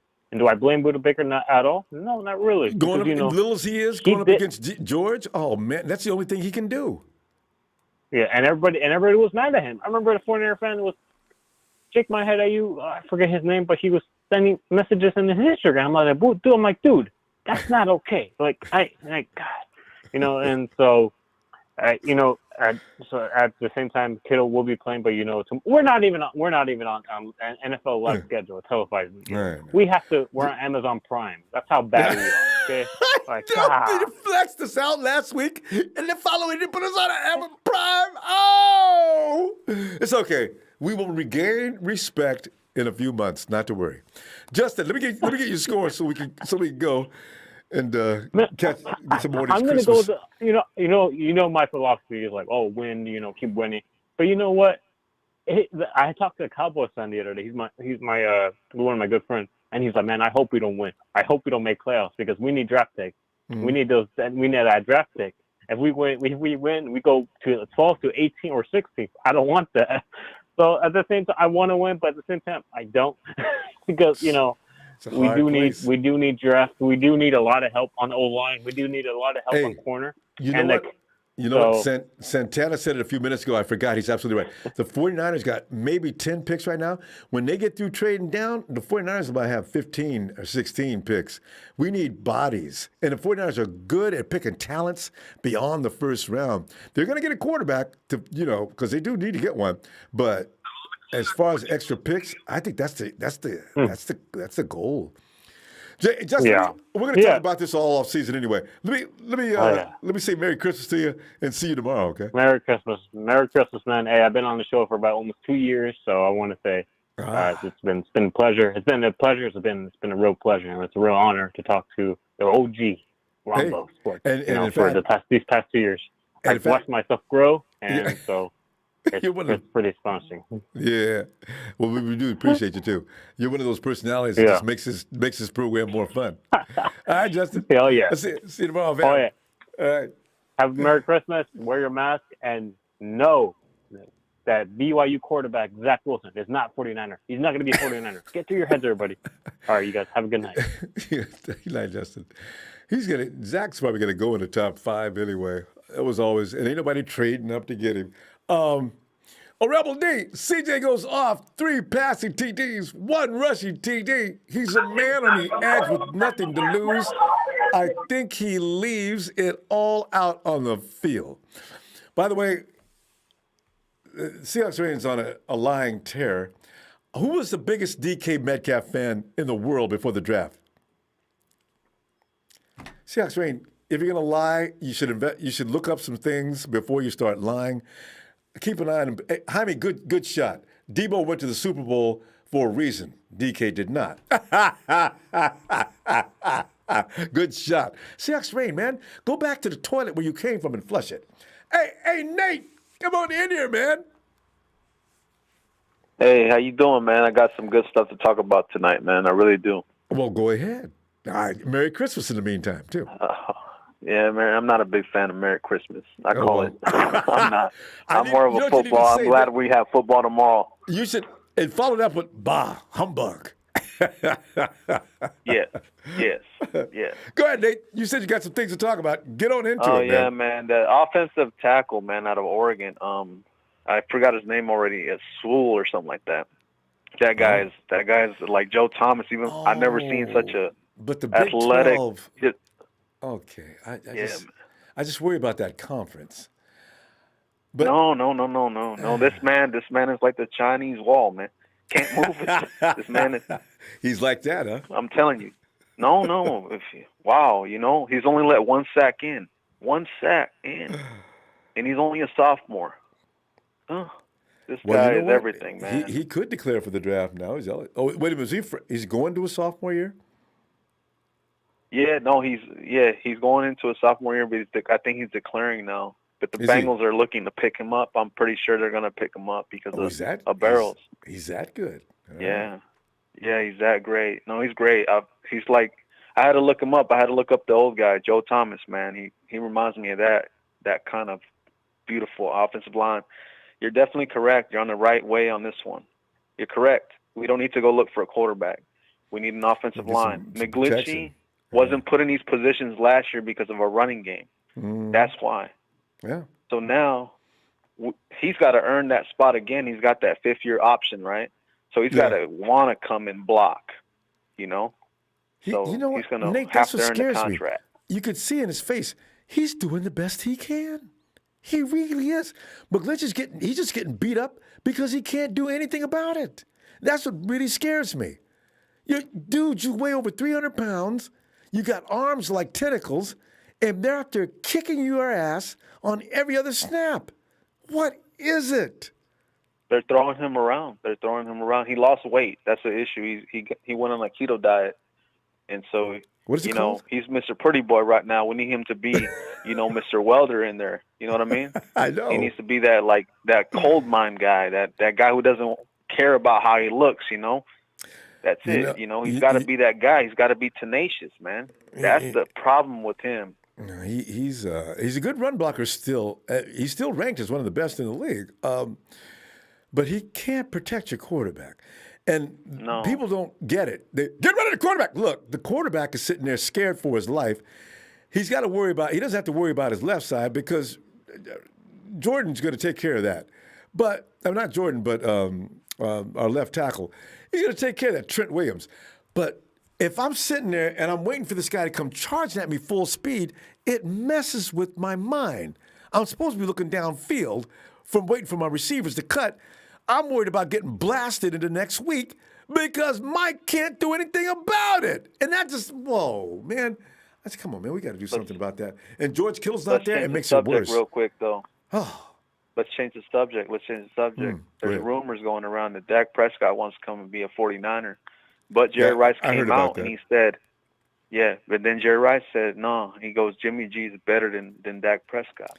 You get an argument about that all day. I said that a month or two ago when I was arguing with some guy. I said, what does Dak Prescott do? What does he do that's so attractive and so special? When he had an offensive line, he was good.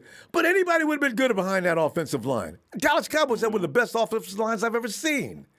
And, no, Dak's not coming. Yeah, that's true because you have to have the right tackle and you have to have the left tackle. And when we went to the Super Bowl with Jim Harbaugh, we had Anthony Davis when he was good, and we had Joe Staley. Those guys were like the cornerstones of that offensive line. We need to pick up a right tackle. But if the guy from Oregon is not there, man, that's the main guy. That's the guy we need to go after. That's the guy. Now, we can get a center in the second round, but this guy is special. Yeah? Maybe like that guy from Notre Dame. What's that big guard from Notre Dame that played next to Mike? That dude went number 2 or 3 in the draft to the Indianapolis. That's a bad man. That's the only guy I ever seen pancake Jadeveon Clowney And Clowney was coming in hard. There was nothing he could do. Yeah. I said, that. Look what Now they're that's doing work. with Phillip Rivers. They gave him an offensive line. Now they're really good out there. You know, they got an offensive line. Look, see, that's what you're right. No, you're right. We have to fix the offensive line. It doesn't matter what quarterback we put behind there. He will be killed. We're not thinking that. We're thinking of fixing the trenches. That's what we have to do. We have to fix that. Lost. Yeah, that's how you win Yes, and lose. and then if nothing falls we're right now at 12. We're in the 12th pick. Arizona in the 49er game, is it that important to win? I don't know, in my opinion. I think I'm thinking already to the future right now. I'm thinking we got to set this team for next year to run it at the Super Bowl. And I think I won't call in. Guarantee I won't call in when they win. I never do. I just never do. I noticed that. Yeah, no, I won't call in. I'll be a ghost. I'll be like, oh, Nate was. I'll keep my word. I won't call in. hey, Rocket Man, thanks. I was talking about Quentin Nelson out of Notre Dame. That's a bad man. Ooh, that's a bad man. Yeah, Quentin Nelson. Yes, Quentin Nelson. So this guy's like, I think he's better than Quentin Nelson. Whoa! What's his name? I got to check this out. What's his name? He's from Oregon. His name is Swole. He's from Oregon. Swole. Penny. He plays right tackle. Penny Swole. I worry about the Big 12. No, he plays left tackle. He plays left tackle out there, but he's 331 pounds. Only let 1 sack in. 1 sack in the whole year. Nate, with Kyle though, you need to be able to get out in space and form that maze that he likes to run. Because Kyle, the bottom line on Kyle's offense is his run game, and he does everything out of that run game. So if you get that big guy, and Quentin Nelson can actually move like that, and I thought that was the reason why Kyle wasn't interested in him, but he wasn't going to be able to get him anyway. But a big man that can move, you can find a job in San Francisco. So we can't have second best. We can't have second best offensive lineman. If that's not the first best, then we have to move on from that. I swear to you, we have to pick up a cornerback, something different, because if that first guy that's an A+, it's not on the board, we have to move on. We have to pick an A+ player, an A+ player. We can't pick B+, C+. We got to pick an A+. It's the first round. I mean, really, that's really, you got to think that way. Nate, I'm going to see Merry Christmas. Oh, no, you're not a Merry Christmas guy. But let me see if we lose tomorrow. I guess you'll be in then because you don't come in during wins. Remember, that were your words. When we win, I don't even call in. I just don't. Yeah. I'm like, we won. There's no reason to call. Do you have a W or an L for tomorrow's game, though, since we're taking those down? In my intuition, I think it's an L, man. I want to get, and I don't want an L, but no, I want. Let's just go with this. Let's be positive. A W. Let's get a W. How about that? All right. Okay. Sorry. I didn't mean to swear. Put down a W. All right, Nate. We'll be talking tomorrow then. All right. Have a good night. All right. Take it easy. Bye. Thanks. And Rakim Jamani says, hey, Merry Christmas. Thanks, Rakim. And he says, hey, wishing you all the best and hopefully that you have a wonderful 2021. Rakim, my gift in 2021 is to put 2020 and all its misery and bizarre disasters in the rearview mirror. Just get it out of here. God. We got another few days to go before 20. No, we got another. Yeah. What's going to happen next? Oh, John. Hello. Hello again. A blue Christmas without you. And by the way, for the record, I just want to clear one more thing up, too. I said Debo's more versatile than DK. Don't get it twisted.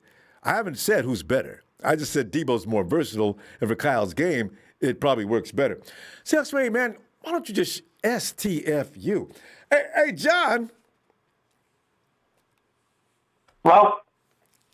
Hello. Well. John, you remind me, my neighbor's dog does that when I walk by. It's just, boop. He never barks all the way. Boop. John, speak. Hey, Ronbo. Yeah. Hope you're having a good Christmas. It is beautiful. It is a wonderful Christmas. How about you? Hope you're having a good Christmas, too. You have a good time today? Yep. All right. Yeah, with the family hanging out, talking 49ers. Yeah. It's the way to do it. Because, we're having a bad year, but it'll get better. I mean, we're not going to stay in the hole too long. Hey, we play the Cardinals tomorrow, and, we got George Kittle's coming back. CJ's going to be starting. And what are you expecting? Well, for me, what I'm expecting is like nothing for me to, cheer. Like, I hope we win. I think I'm the only 49er fan that holds this team in a high standard. I think it's unfair, but we are playing the Cardinals, and when you play against the division, it's more different. It's more intense. You want to beat your division rival, and I hope we win. But if they play well, forget the turnovers, keep the game close. That's all I want. That's all I want. Yeah, just don't embarrass us, is what you're saying, because they've been embarrassing every week for the last, 4, 5 games? We got to donate 14 points minimum. We just turn the ball over on your side of the field. Make it easy for you. Get in there. We're trying to give you a chance. We don't need to give them a chance. Protect the football. Yep. Oh. Yeah, that's all we got to do is, basically, in first, second down is run the ball. Make it, short, because, one thing about CJ, he does have a good arm, but he is not he's not mobile. When he drops back, he's very slow. So I think what they got to do for him is try to get, as many yards as they can. So on third down, the throws are more easier.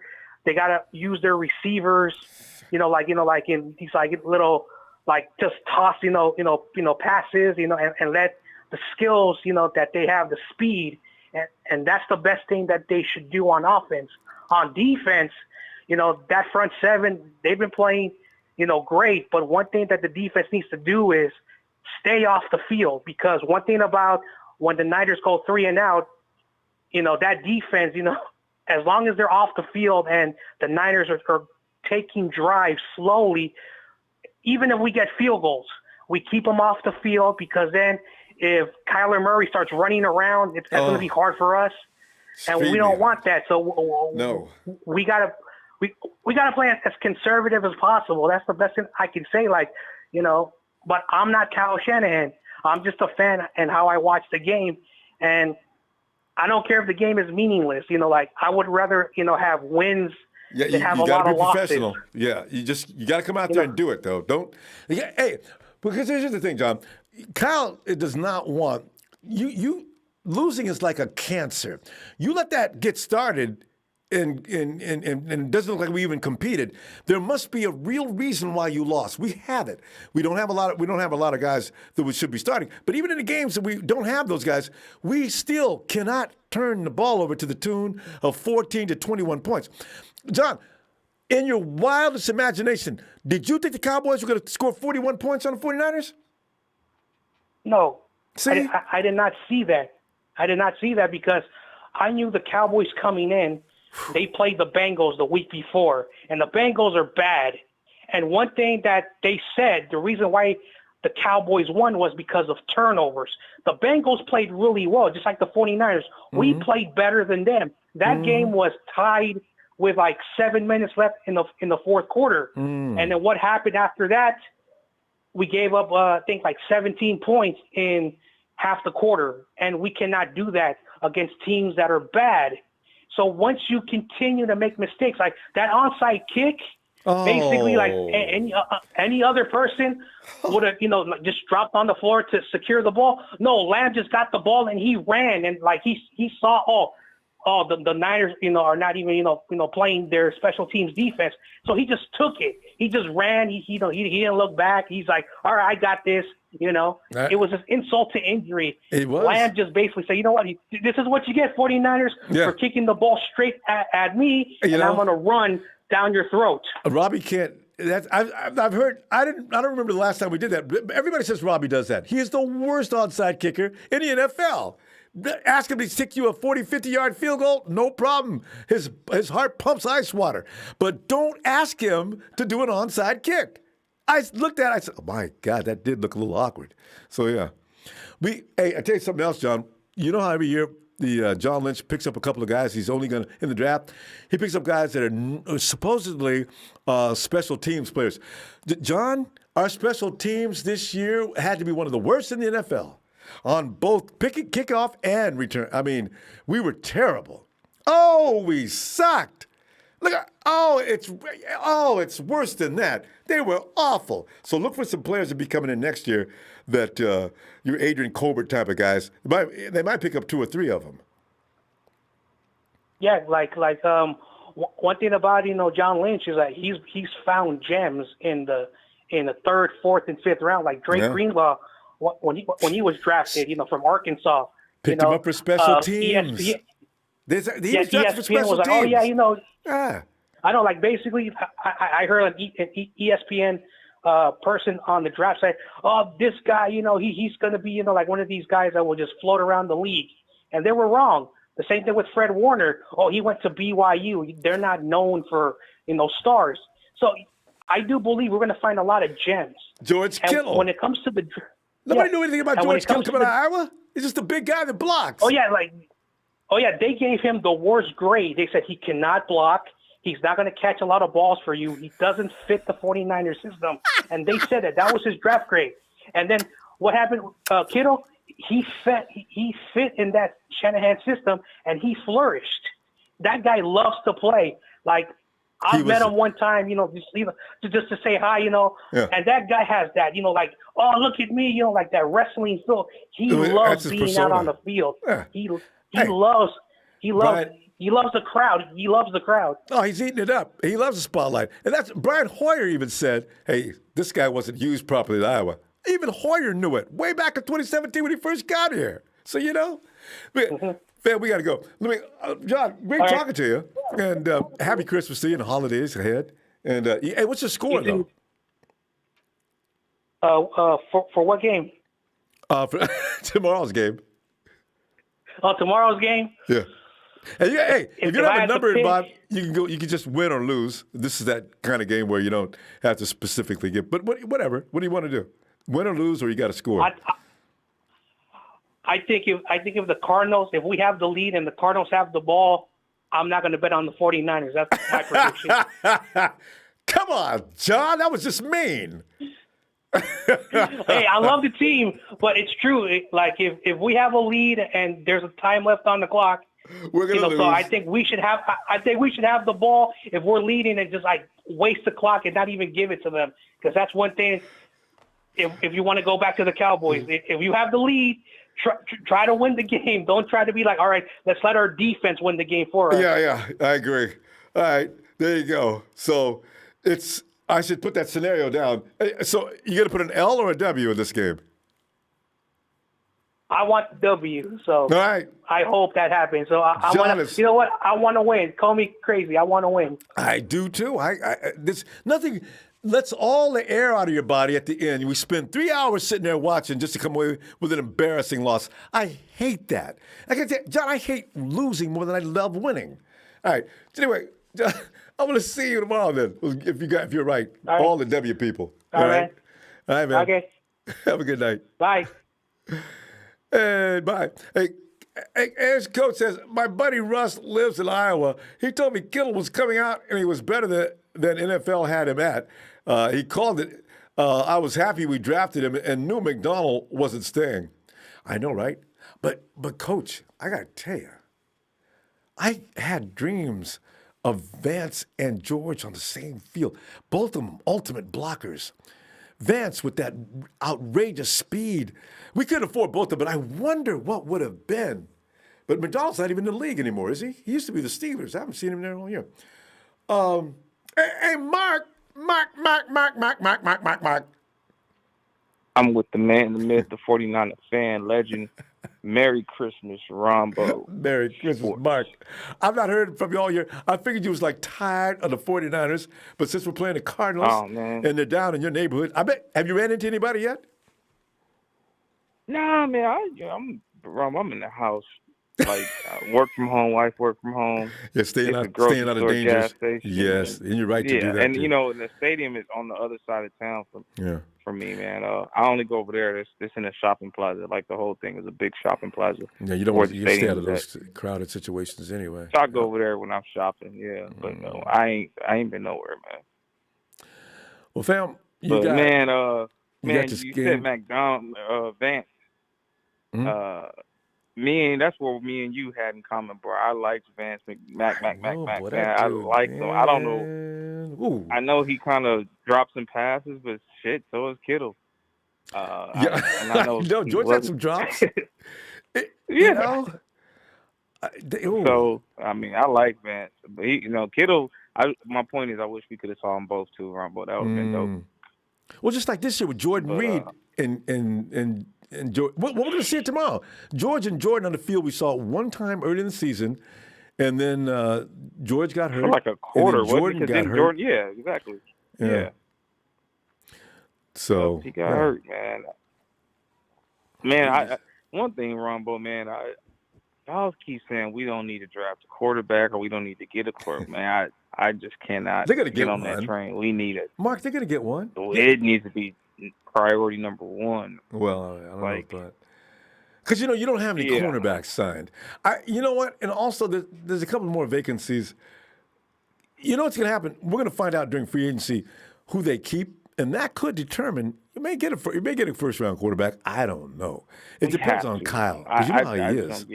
The things that everybody appreciates. The problem I have though, Kyle won't necessarily appreciate. But go ahead. Kyle, my issue with Kyle, I'm starting to wonder. I said this on a Cone show. We got to start wondering if Kyle is a quarterback ruiner. Does he ruin these quarterbacks? Man, he don't have a good track record with quarterbacks. We got to start asking that question because, I've been the biggest Jimmy, I ain't going to say a hater, but I'm hard on Jimmy. But, man, them first 5 games, I know this is just, nobody had film. It wasn't even about the wins. It was about the attitude Jimmy had. Kyle sucked that shit out, man. He sucked all that life out of Jimmy. That's not the same guy. No, I know. None of these guys are the same people. When you look at Nick Mullins when he played Oakland, he's not the same guy. Yeah. What I mean, his mentality, these guys' mentality of, hey, I'm gonna go get it done, or it's just remember they're overcoached. But go back to when he was in Atlanta. Remember him and Matty Ice had a terrible falling out. He did well with Brian Hoyer. He made Hoyer actually a winner when he was in Cleveland. Where else has Kyle been? The Shanahans know what they want out of a position. This is why when people say go get this quarterback, go get that quarterback, Mark, he's going to have to adhere to Shanahan's program, though. This is why I'm saying I worry that everybody wants this guy, wants that guy. Whatever you're seeing in college, he's going to have to alter what he's doing to play for Shanahan because he'll sit you down. Yeah, the problem said, I don't mind people going off schedule, but within the program. Nah, that's the problem. He wants to take Kyle seems to take what makes what you like about the dude away.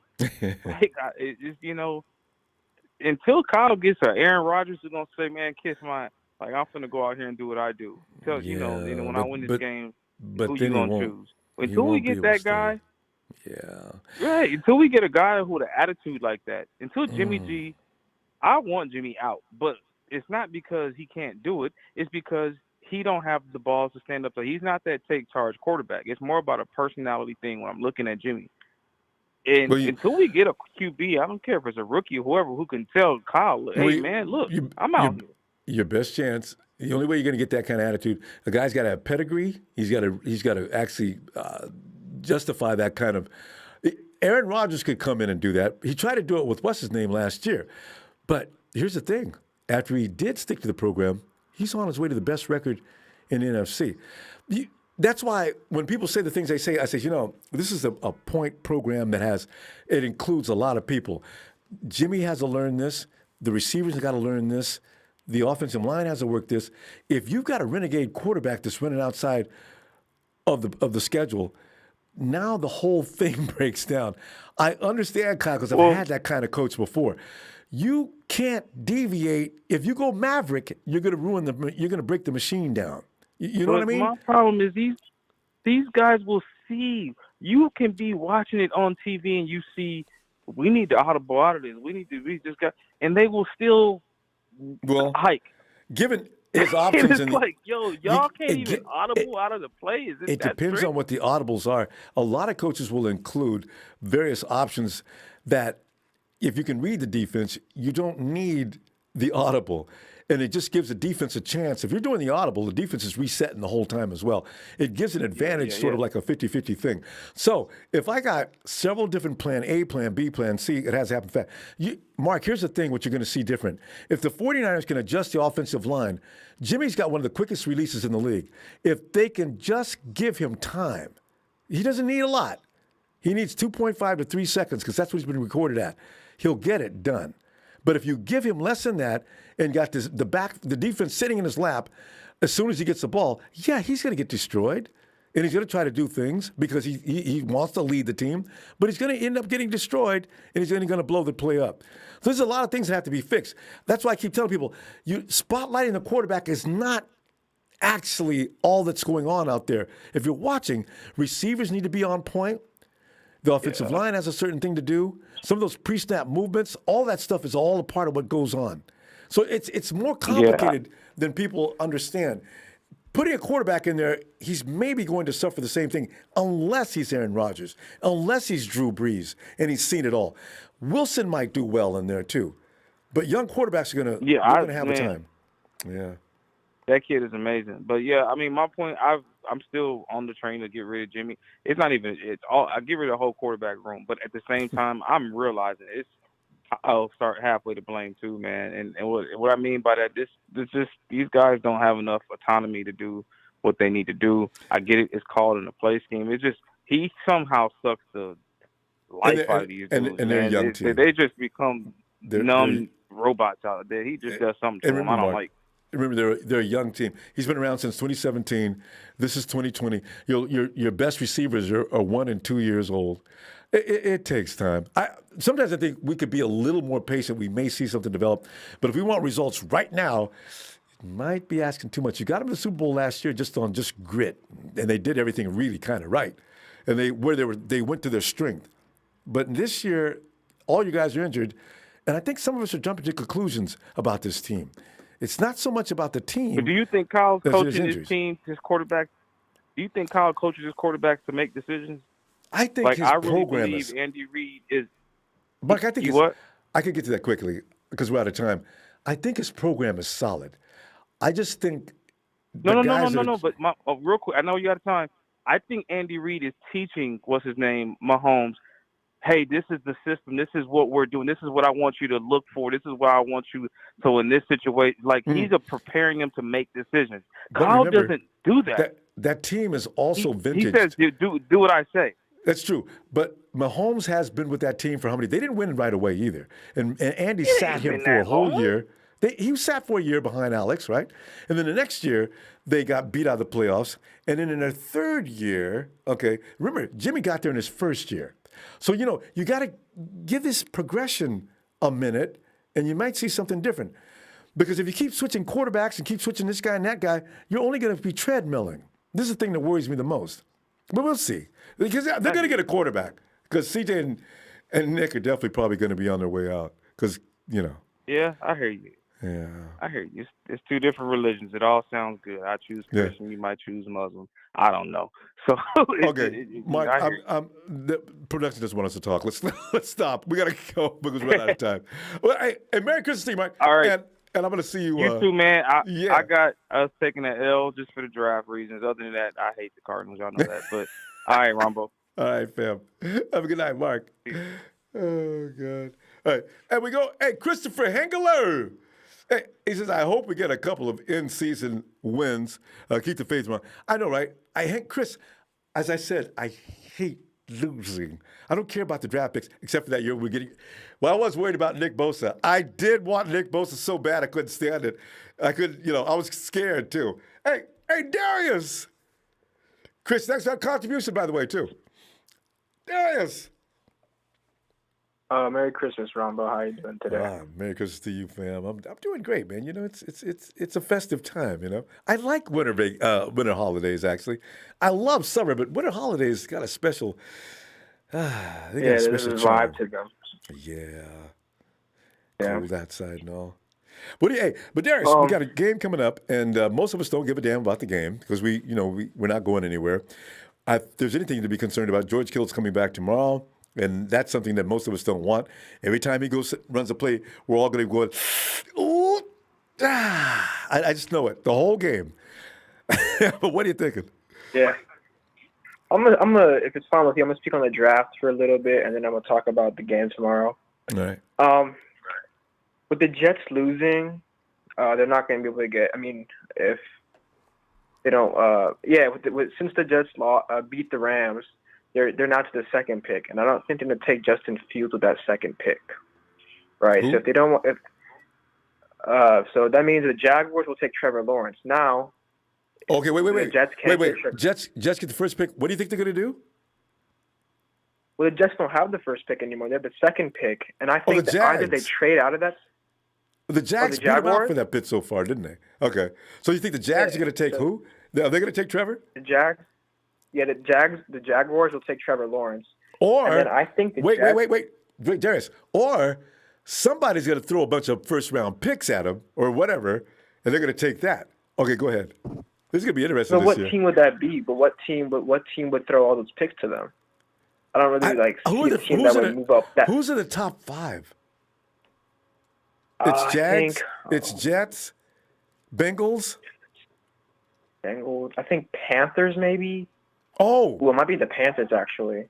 Maybe, but they got what's his name? Okay, go ahead. Bridgewater. Yeah. Yeah, but let's just say hypothetically nobody trades, right? The first pick, right? Let's just say the Jaguars take Trevor Lawrence. I think the Jets either trade out of that spot or they take that one offensive lineman. What's his name? He's from Oregon, but he's amazing. And then when that happens, or the Niners can trade up and take that offensive lineman, because I don't think they're going to trade up and take Justin Fields. Ohio State quarterbacks have not been productive in the NFL. True. You can just look at Dwayne Haskins. Oh God. Although he didn't look bad last week, but it took him 2 years to look like that. Remember, he had 50 pass attempts and didn't even hit 300 yards. How do you have 50 pass attempts and only hit 300 yards? Against Seattle. It was Seattle sucked. And against Seattle, who is not famous for their secondary. Good point. And he had 2 interceptions, no touchdowns. So he's Dwayne Haskins, I think he's done. But that, I think if the Niners want to fix that offensive line, if they have trust in Jimmy, if they have trust, and I feel like if you give Jimmy, again, he's one of the quickest releases I've seen. If you give Jimmy more than half a second, I can guarantee you he'll get the ball out to his receivers. You look at you just look at Week 1 against Arizona this year. Ronbo, he was running in circles around that pocket. I don't know if you remember that game, but I do. It was strange to watch. And Shanahan said some weird things after that game too. They weren't even prepared for that game. This is why the season has to start normally this time. Please. Right. So I feel like if you trade up to draft an I think you have to trade up and draft an offensive lineman. A lot of people want a quarterback, and I understand why. You're frustrated with Jimmy, but you trade up, you draft an offensive lineman, and you move Mike McGlinchey to right guard, and you take that lineman from Oregon and move it to right tackle. This is if you re-sign Trent Williams, obviously, which I think they are. Now that right side, which is horrible, becomes a lot better. Now Jimmy Garoppolo has time to throw the football. He can deliver that football to his receivers, which will and no more. And people don't want to get rid of Jimmy anymore because you'll see how much. Just look at the Cowboys before everybody on their offensive line retired or got injured. Dak Prescott had all the time in the world. Dak Prescott could have taken a nap in that pocket if he wanted to. They went to the playoffs. Offensive line. Him and Zeke were rookie of the year and co-rookie of the year. Why? Because that offensive line was awesome. Yeah, just look at Ezekiel Elliott this year. Ezekiel Elliott, a lot of people don't even call him a top 10 running back. He's so bad. And Zeke Exactly, busted his but you see how broke his important leg. an offensive line is. I've been saying that the whole time. Now your run game, now an already good running game gets even better. Yep. A good passing game against offensive line dictates how good an offense is. Everything works That's now. just what it is. Everything works. Exactly. Got your run game set So up. I You can play action. It's okay. You can pass. Exactly. Your quarterback's got plenty of time. The defense is on their heels all the time. They don't know what you're doing. They can't do anything about it. This is what the thing is. I don't. That's what it is. Exactly. So if you want to trade up, if you're the Niners and you want to trade up, I think you trade up to draft an offensive lineman, not a quarterback.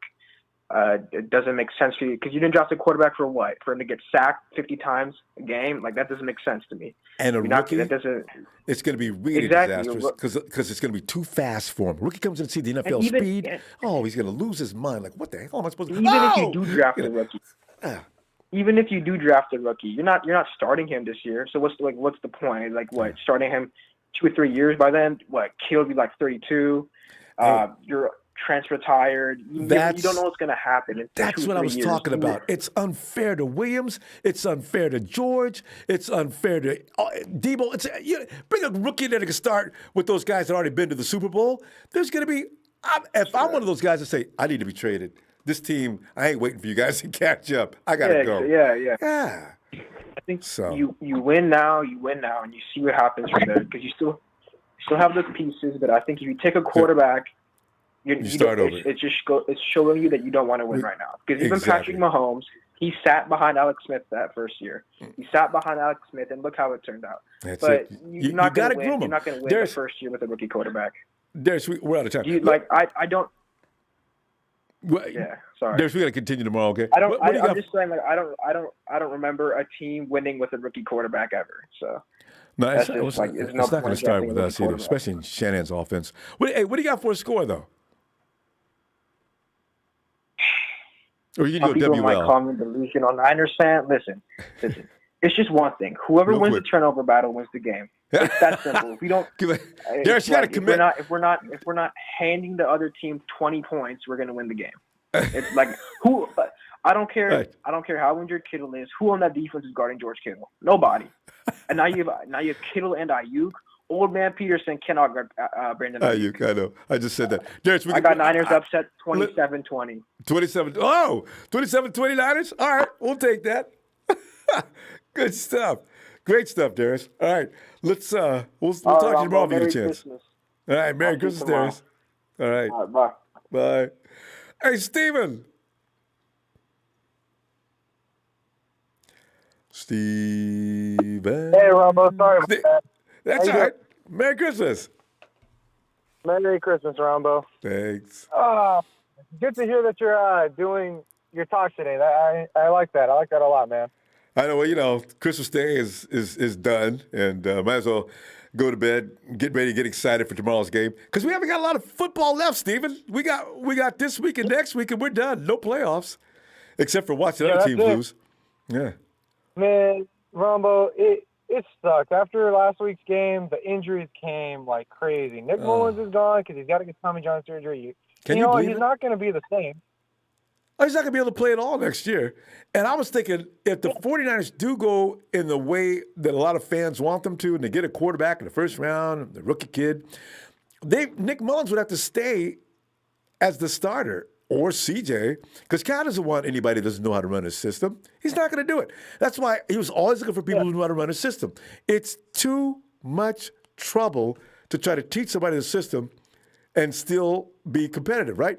So you have to bring Nick back or CJ for the new kid to train under for a year. And then next year, if he's good enough and is as good as he was in college, he takes over.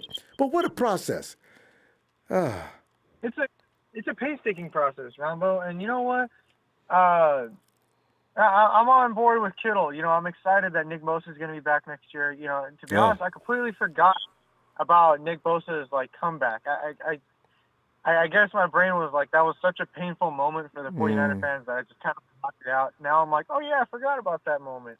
Can't wait to see him back. But you know what concerns me the most, Ronbo, is the fact that now we're down to C.J. Beathard, and then we had to sign another QB for 1 year. Was it 1 year or 2 years? I don't know. I've not looked at Rosen's contract. Does anybody know what Rosen's contract is? It's probably just for the remainder of the year. Well, it can't be for the remainder of the year. There is no remainder of the year. So they must mean all of 2021. Wow. Josh Rosen's going to be. And you know what? This is what bugs me. It's become such a huge sore in the 49er team's franchise. And this is what bugs me about it, Ronbo. How bad is it that not only did we lose our first-string QB to an injury, we lost our second-string QB to Tommy John surgery. Now our third-string QB passing a fourth-string QB because they're not sure if he's going to be healthy enough to play the last two games of the season CJ? for the Niners. So that kind of tells you right then and there. It's no longer QB shaming. It's offensive lineman. It's an offensive lineman thing now. I've been trying to tell people that I've been picking on Jimmy all year. I said, you know what? If there was somebody out there to protect him, his ankle wouldn't even been hurt. Hey, oh, by the way, I understand that Juice is just waiting, chomping at the bit to get out there in QB. George, yeah. He's serious, too. He really wants the quarterback. He really does. You know what, Ronbo? It would be the funniest thing because if let's say he does good, right? Let's say they start him as QB. Yeah. They take him off fullback and they go, all right, you're going to be our backup QB. And he ends up being like a better version or almost kind of similar to Taysom Hill, where the man can do it all. That'd be great. That's right. Juice goes what, 240, 230, 240, somewhere in there? Yeah. Yeah. Dude, he can do it. I mean, if he knows how to do the play, if he can throw it out of his hands quick enough. Hey, fam, check it. If you can do what he did to Mika, I mean, you could take a man and whirl him around in the air and then throw him to the dirt. Yes, you can be the next Taysom Hill. Oh, yeah. Easy, without a doubt. I love watching Don't get me wrong. I love my Niners, but I love whenever Taysom Hill gets a chance to play for the Saints, I'll watch that game. Funny, that guy is entertaining. And but I want to jump back to that caller Mark really quick because he wants Jimmy G gone. He sees that Kyle Shanahan kind of sucks the life out of the QBs. I kind of see where he's coming from. But here's the thing, though: no matter what QB you get, it doesn't matter. We could have a young Joe Montana. We could have Steve Young. We could have whoever, even a young Tom Brady. If we have a really bad offensive line, it doesn't matter what's going to happen. You're going to go out there as a QB, and you're going to know you're going to get decked. If look at what happened with Washington. We went out there, we're like, okay, we're going to be fine, but we forgot about Chase Young. Look at how big Chase Young is. You think I want to get out there knowing that my offensive line is going to do me right? And he switched to the right side. Yeah, he stopped dealing with Trent and went to the other side. And and that's what Aaron Donald does. But we got his butt figured out. But nobody knows what Chase. Man, they haven't got anything figured out for him yet. Oh, he beat us. He beat us by himself. God. Yeah, he did what Aaron Donald was supposed to do to us. And this is another thing too. He was like, we need that last caller Mark. This is one thing I did not agree with him with when he was like, oh, we need a QB with that earns his stripes and gets a chip on his shoulder. You know who did that? You know who did that right out the gate, Ronbo? Who's that? What's his name? Gardner Minshew, Uncle Rico. Look at how good he's doing now. He's all attitude and no substance. It doesn't matter what the hell you do. If you go rogue, you're right. If you go rogue, you're going to break the machine. Yeah. And Shannon will make you sit down. The Shanahans, you can tell, they're serious about discipline. You can't go out there and just do what you want. Everybody's saying, we got a mobile quarterback. If he gets under pressure, he can break out. That pisses Shanahan off. That's why he has his receivers. He wants route integrity. He wants guys that come in there and run routes and do it properly. Timing is essential. If you're a guy who runs, Shannon's worried that you're going to resort to that too often. He wants you to keep your eyes downfield and wait for the break and put that ball where it's supposed to be. So this is the thing. That's Shannon's offense. And you know what happened the last time we had a mobile QB, Ronbo? The last time we had a mobile QB, he tore his ACL going outside. See, Jimmy G did that. Yeah. And look what happened. We just gotten him. And I was like, oh, this is great. I can't wait. Ran outside, tore his ACL, boom, gone. And I'm like, great. See, and Shannon made him sign. I think Shannon made him sign an affidavit saying, if next time you run, we're not paying you. So. Yeah. Like next time you book, you better make sure you don't kill yourself. Steven, we got to go, fam. Good stuff, though. Let's get together tomorrow and talk more football. What's your score, though? Definitely. My score, you know what, Ronbo? I want to win. I'm just like you. I hate losing more than I love winning. Bothers me. But I'm going to go ahead and say we're going to lose by 24-21. Well, see, as long as it's not embarrassing like it was against the Cowboys, I can live with that. Yeah. Because that says if we had our whole team, we would have stomped you guys through the dirt. Exactly. All right, fam. All right, Rob. All right. Have a good night and Merry Christmas. Good night. Merry Christmas to you too, Ronbo. Thanks, Take care. Steven. Yeah, you too. And let's go ahead and check. Oh, it's S-C-E-R. It's Sirs. I'm going to go with Sirs, okay? Sirs 11. Thanks, fam. Rosen had a 2-year. He's got a 2-year contract. But, 49ers are always giving out them 2-year contracts. And then if you can get cut, though. That's the only thing. And I haven't seen you in a long time, my dog's best friend. Thanks for holding down the fort down during the longest preseason ever. That's so good way to put it. We never got on the first scare. We're still stuck. Won't shift. Oh. He said, get the starter jacket ready and wake me when Bosa Thanos. That's a good name for Nick. Boy, Nick and Thanos got something alike. Thank you. Bam. Merry Christmas to you. Thank you. And as Mark says, and if we have a really bad quarterback, we can't hit Sanders wide open to win a Super Bowl. Oh, Mark, there was so much more going on than that during that shot. I won't get into it, though, but I saw exactly what was taken. I looked at that again. I see what happens. Jimmy had the front line. The defense was getting blown up. The Chiefs' domination at the front line. Jimmy put that ball there, hoping that Sanders could catch up with it.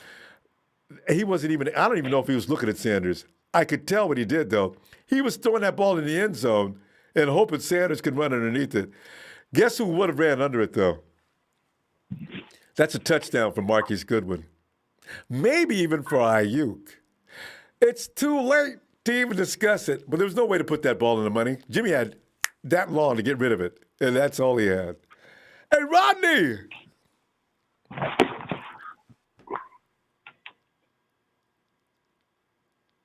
Yo. Rodney, what's up, man? Rodney, Me, Iceman, man. Oh, it's Ice. Yeah, Ice. Man. I'm on a different line, man. Nice. Listen, my brother. Merry Christmas to you. Happy New Year. Thank you. Back at you and double it. No doubt. I'm going to tell you. I hate to say it tomorrow, we're going to take an ass whipping. He says that with all the confidence in the world. I ain't no argument to offer. Like that. Oh, man. I hate to say it, man. We go to another backup.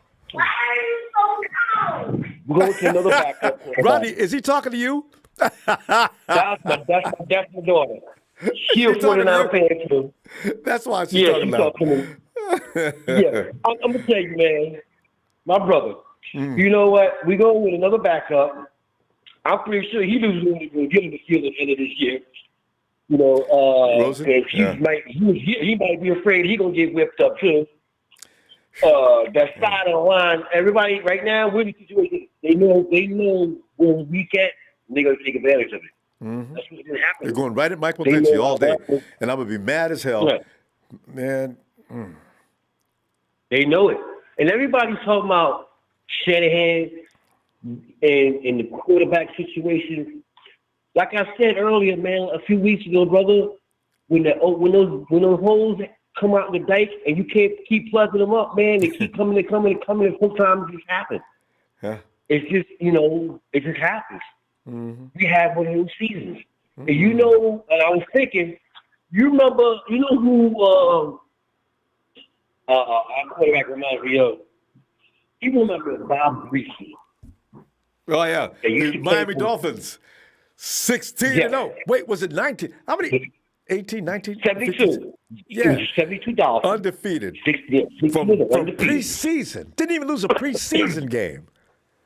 Right. Now, you know why he did. He wasn't a great quarterback. He's just like our quarterback. They are mirror players. If you look at it, he had a hell of a defense, a hell of a running game. The no-name gang. He was a game manager. There's nothing wrong with our quarterback. Okay? That's why Shanahan got him. He knows how to manage the game. That's why he was in New England. He knows how to manage the game. He's a game manager. Okay? He's not the greatest athlete. He doesn't have the greatest arm, but he's a game manager. They know he's going to make mistakes, whatever. But they have to put the right talent around him, which they did. What they're going to end up doing, I don't think there's 50-50 in the sense about drafting the quarterback because they're afraid. The one thing I think they're afraid of is that if they draft the quarterback and while he's learning the system and then while guys hypothetically say he gets hurt again, then they're back in the same conundrum as they were this year. Mm-hmm. That's one thing there. And you know what the first round, you know the first round quarterback cost is, matter of fact, that's way more expensive than the 49ers one, especially one of those top 5 guys. People, they're not going to. Jimmy G's going to stay. He's not going anywhere. Yeah, I pretty much remember this. You have to have a pretty compelling argument. Not going anywhere. Yeah, Shanahan spent too much time. He's not going nowhere. Fans accept it. Fans accept this, my brother. He's not going nowhere. They're going to fix it. They know the only thing they need to do is fix the offensive line. The defense is coming back next year. They know they got to fill up the hole in the back. In the back end with the DBs, fix the offensive line. That's simple. Mm-hmm. You want to go from there? If in that particular system, they got to fix the offensive line. They know this. Mm-hmm. That's simple. If they don't fix the offensive line, it don't matter what quarterback we end up with next year. He'll get his butt handed to him just the same way. Hey, exactly. But Ice, you mentioned something that really resonates in my head right now. You look at the Dolphins, that's exactly, Greasy made a great play when he needed to, but you got Mercury Morris, you got Larry Zonka, Jim Kick. These guys were like awesome when it came to the run game, right? Zonka and Kick would take down the field on anybody. You got Morris, and what was that smooth as silk other wide receiver? Warden? God, what was his name? Paul Warfield. Warfield. Oh, that dude ran the prettiest routes in the world. Man, that's my great cousin. Really? I'm related to Paul Warfield. Wow. I got family members so easy for you to remember his name. I'm going to tell you, remember check this out, 2 brothers. There's 2 guys that played in the NFL that are my first cousins. Anthony Carter, that played for the Minnesota Vikings out of Michigan. Whoa. That's my first cousin. Yeah. That's my first cousin. Oh, yeah. Brother. Hey, matter of fact, didn't Nick's father play on that team? Yeah, he did. Yeah. Yeah. I seen my dad see those guys. You know? But at the end of the day, this is a mirror of that team. Our team, if you think about it, mirrors. It's designed just like that. Incredible run game. Some real tough receivers. A third guy, Mercury Morris, was the attitude running back that came in. So that would be like. So you look at us. We got like, we got Mostert, and now you got. See, we don't have a fullback, though. Like, Juice is not compared to Larry Zonka. Man, there is some comparisons. Let me just tell for you. If you get a chance, look at YouTube and look at the undefeated Miami Dolphins and see it's uncanny. Now that Ice brought that up. Bob Greasy reminds us. I'm telling you, Jimmy G is a mirror player of him. I'm telling you. You sit there, you think about it. He wasn't a hell of a quarterback. But he got it done. Yeah. He ran an offense like he was supposed to. Now, everybody's got to stop wigging out and relax, everybody. My fans, man, relax. We're going to be all right. You know what I'm saying? We just got to do is fix the offensive line. I think it wouldn't have hurt to get us a back that is more of another back that's not so much fast as fast, but a bruiser. A north-south guy. A guy that's going to take the life out of the offensive line, out of defense. What you do, I'll give you another example. Better offensive line. Earth, Wind, and Fire with the Giants. You got to run. If you're going to run, though, you got to have a good offensive line. But you know what? I like Wilson Jr., that boy beats people up. When he puts his head down and starts rolling like a freight train, I love it. And if you get in the way, boy, that's some commitment.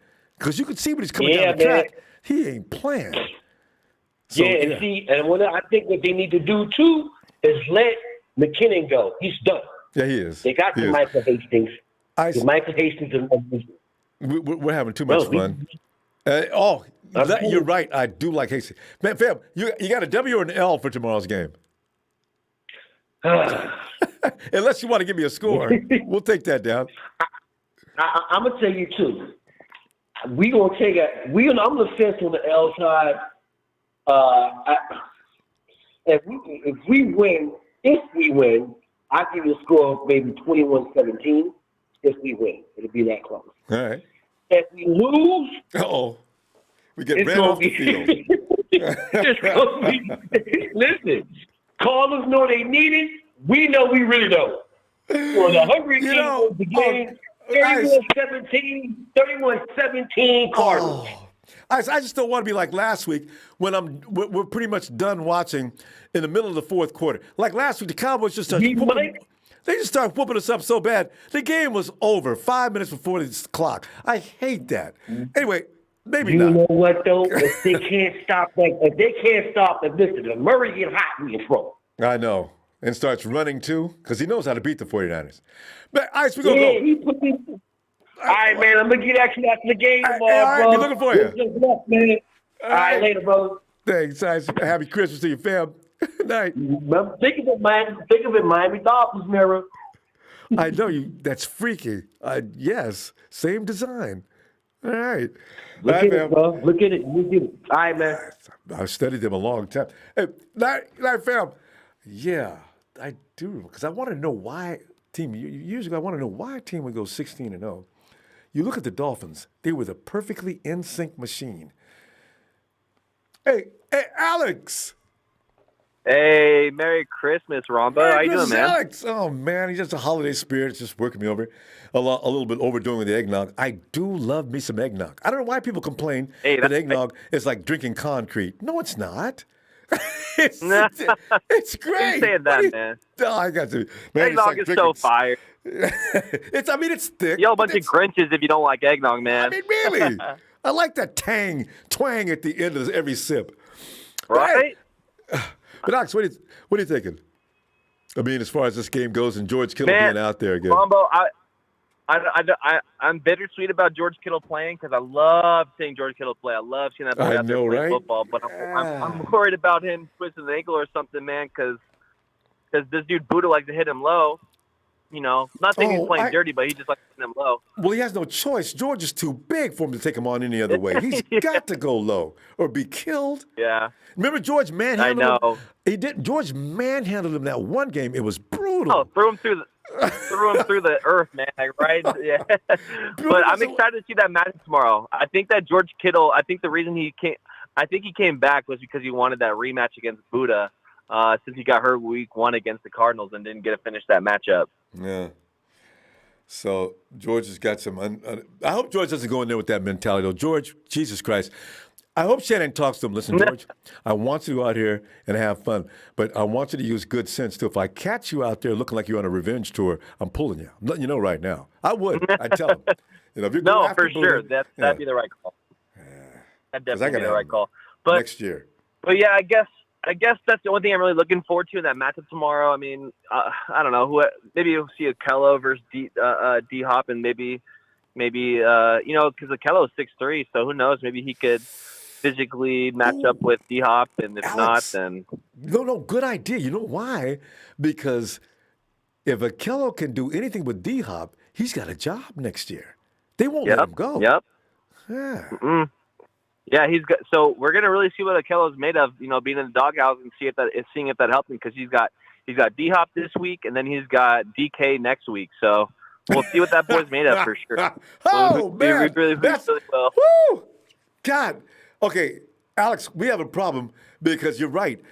We're not going to put Verrett on DK anymore because that was kind of bad. Oh. No. Let's see what this dude Spoon's got. We spent a third on him. I mean, the season's lost at this point. We're not making playoffs. So yeah, mix it up. See who can match up with who out there. See who wants to play with us next year. And Spoon's got and the who, size. Who really just has that heart. And he was real physical last week too. Spoon was physical last week. Spoon looked good, man. And hey, the Cowboys wide receivers, I'm like, he had to go against Amari, he had to go against CD. Like, I'm not saying those boys are like all-star Pro Bowls. I mean, maybe I don't know if Amari is or not. But they're good. I mean, that's a deep wide receiver core. Yeah. Right, for sure it is.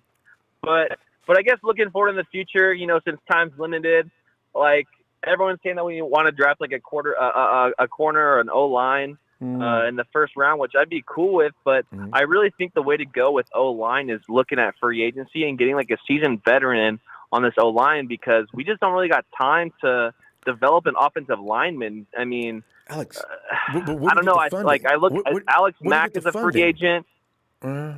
Well, Ronbo, we're going to cut a lot of people this offseason, Ronbo. We're going to cut Richard. If you get a really good offensive lineman. Richburg. What's that? If you get a really good offensive lineman, it's probably going to be pretty expensive. I'd like to see that myself. I don't want a rookie or a guy that needs to be trained. I agree. If they could get Alex Mack. Yeah. But I think it's money well spent to be put in the offensive line.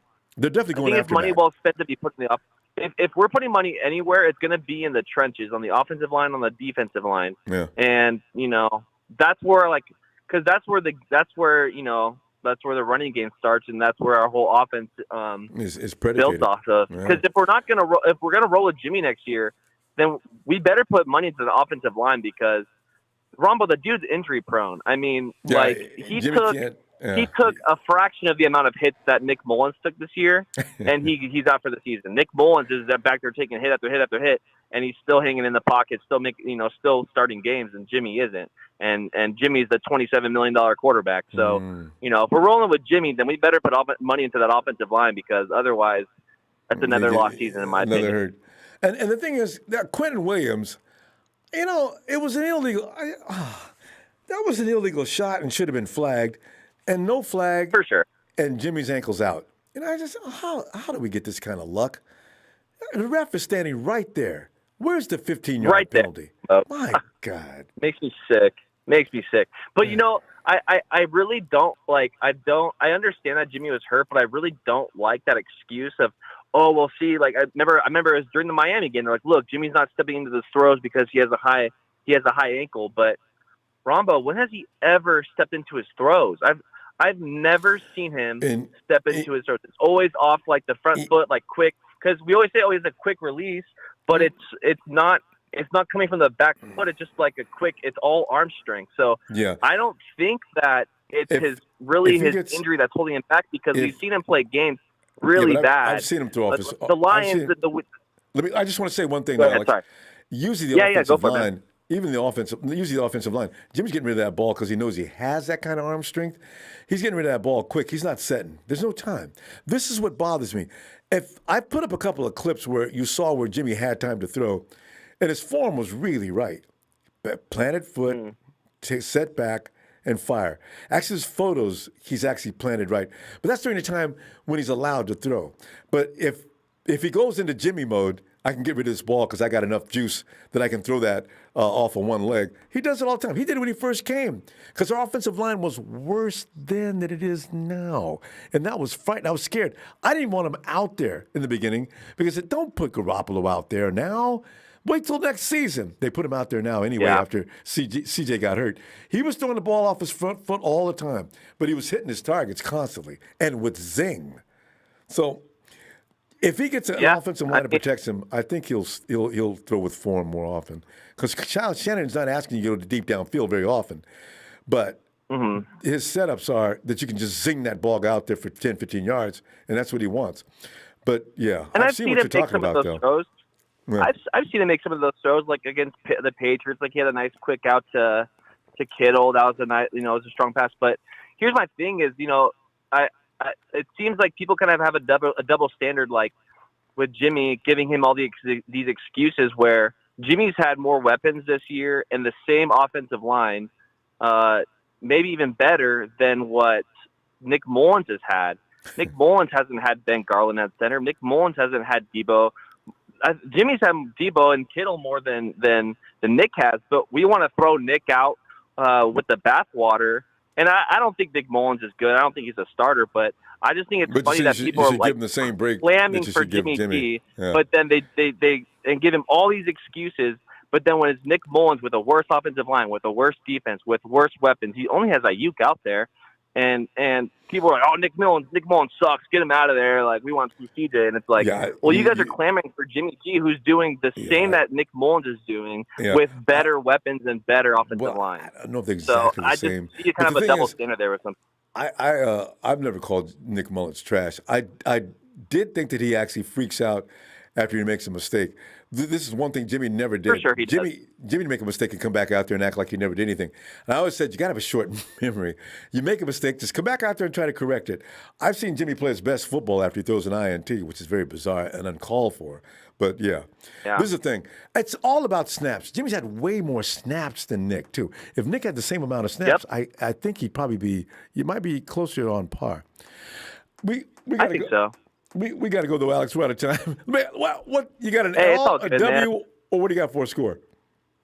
Sheesh, Ronbo. I don't know. I'm just looking for matchups, man. Like, I just want to see who can contribute, dude, to this team. Whatever happens, happens. I think it's a win-win either way. If we lose, we get a better draft position. If we win, it's a win over the Cardinals. And, we kind of spoil their postseason a little bit. So I kind of see the sweetness on both sides of the spectrum. And, So we I'm just should have gonna an take it for what it ID. is. We should have an IDC vote, too. I don't care. All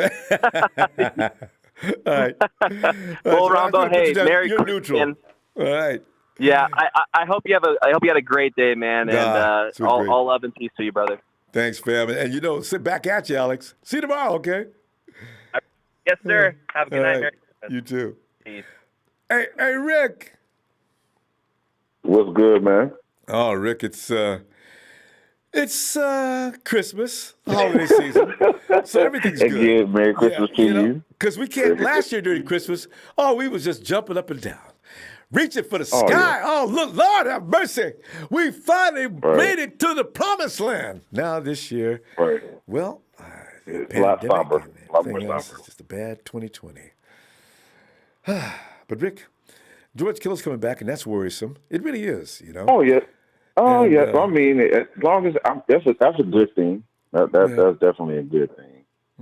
But Ronbo, let's jump into it. You know what? Honestly, I mean, I've been hearing a lot of people talking about Jimmy G, and I agree. He does have a quick release, and that's something that I like from last year and like with him somewhat a little bit this year. But what little we've seen, I will say this. I will say this.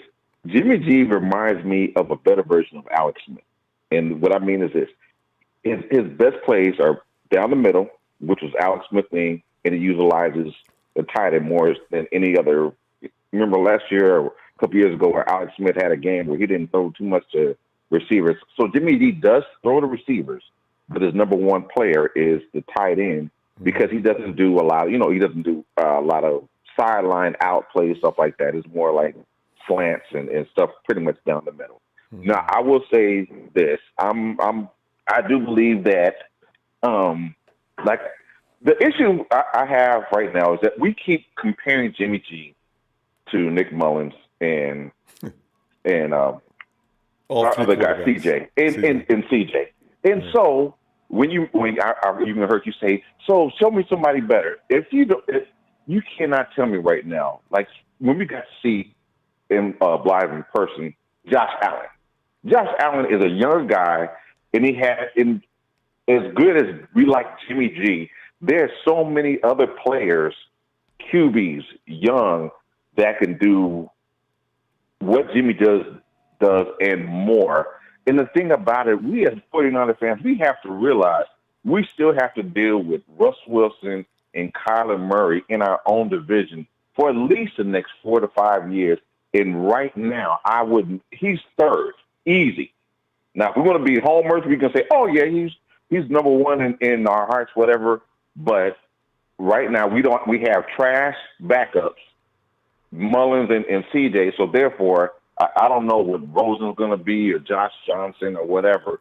But because we have such trash because we have such trash backups, we really don't even know what the best of Jimmy G could be. Because, I mean, right now, neither one of them are really a competition. Neither one of them are competition. But we need better, whether it's somebody in the draft and you can groom them for a second or whatever. But we can't just continue to go on as we've been doing. Just going, we're going to have Jimmy G and we're going to have Nick Mullins and CJ, because CJ will look good for a minute. CJ will look good for a minute. But CJ has the best long ball. But CJ, we know CJ holds the ball longer than any of them. Is some of his accuracy and some decision making or whatever. So it'll make Nick Mullins look better. Rick, and then Rick, Jimmy G. I just want to ask you a question, Rick. And as far, there's been some quarterbacks that started in the league their first 2 or 3 seasons that are really famous right now that didn't really rock the world from year 1, year 2. I just think at times we ask too much. Some of these guys need time to actually mature. All right. I'm with you on that. I know. So your I'm with you on that. But what I'm saying is the judgments you're making right now and the comparisons you're making right now may hold no relevance in another year or two. But it also depends on that may be the truth. That may be Jimmy the can case, stay on the field. Rumble. So I'm just saying, so sometimes I think we get centered on one track about a quarterback and forget about there is a growth process underway. And this is why it probably would be better, because even Steve Young, who got booed off the field, you got to give these guys a minute. It doesn't always just happen overnight. It even took Mahomes 3 years to get where he is. So but you got to be honest. Like with Mahomes, he just sat the first year. He sat the first year under Alex Smith. In the next year, he was in the AFC Championship, and it was only because he lost to Tom Brady, who ended up beating Atlanta in the Super Bowl that year, or was it the Rams, 1-2. But I mean, you could see also, at that point. You could, but at the same time, he also had an ideal team already around him. Kyle's been building this team for 3 years. He's just now got 2 worthy wide receivers to go with George Kittle. Because you said Jimmy just likes his tight end. His tight end's been the most talented. Wait a minute, let me just finish. His tight end's the most talented receiver he's got. So, that's why when he had Trent Taylor, when Trent Taylor was doing a good job, I don't know what happened to Trent Taylor. He went to Trent Taylor a lot. He went to Marquise Goodwin a lot when he first came. They were the best he had, and he did pretty good with them because he wasn't under Shanahan's complete regime yet, So I'd say you watch the progression of what's going on closely. Jimmy G is not as untalented as some people would think or they believe, because the judgment is being made over a small sample from after he's been on the field with Kyle Shanahan, who's actually had him for a year and a handful of games. His first full year, they made it to the promised land. So I'm just saying, when you're going to make those judgments, I'm just saying, don't expect them to do good with elements of that offense missing, because it would happen the same. Rodgers in 2017, he's going to the Hall of Fame, right? Rodgers sucked in 2017. Why? Because he had a new coach with a new program and new wide receivers.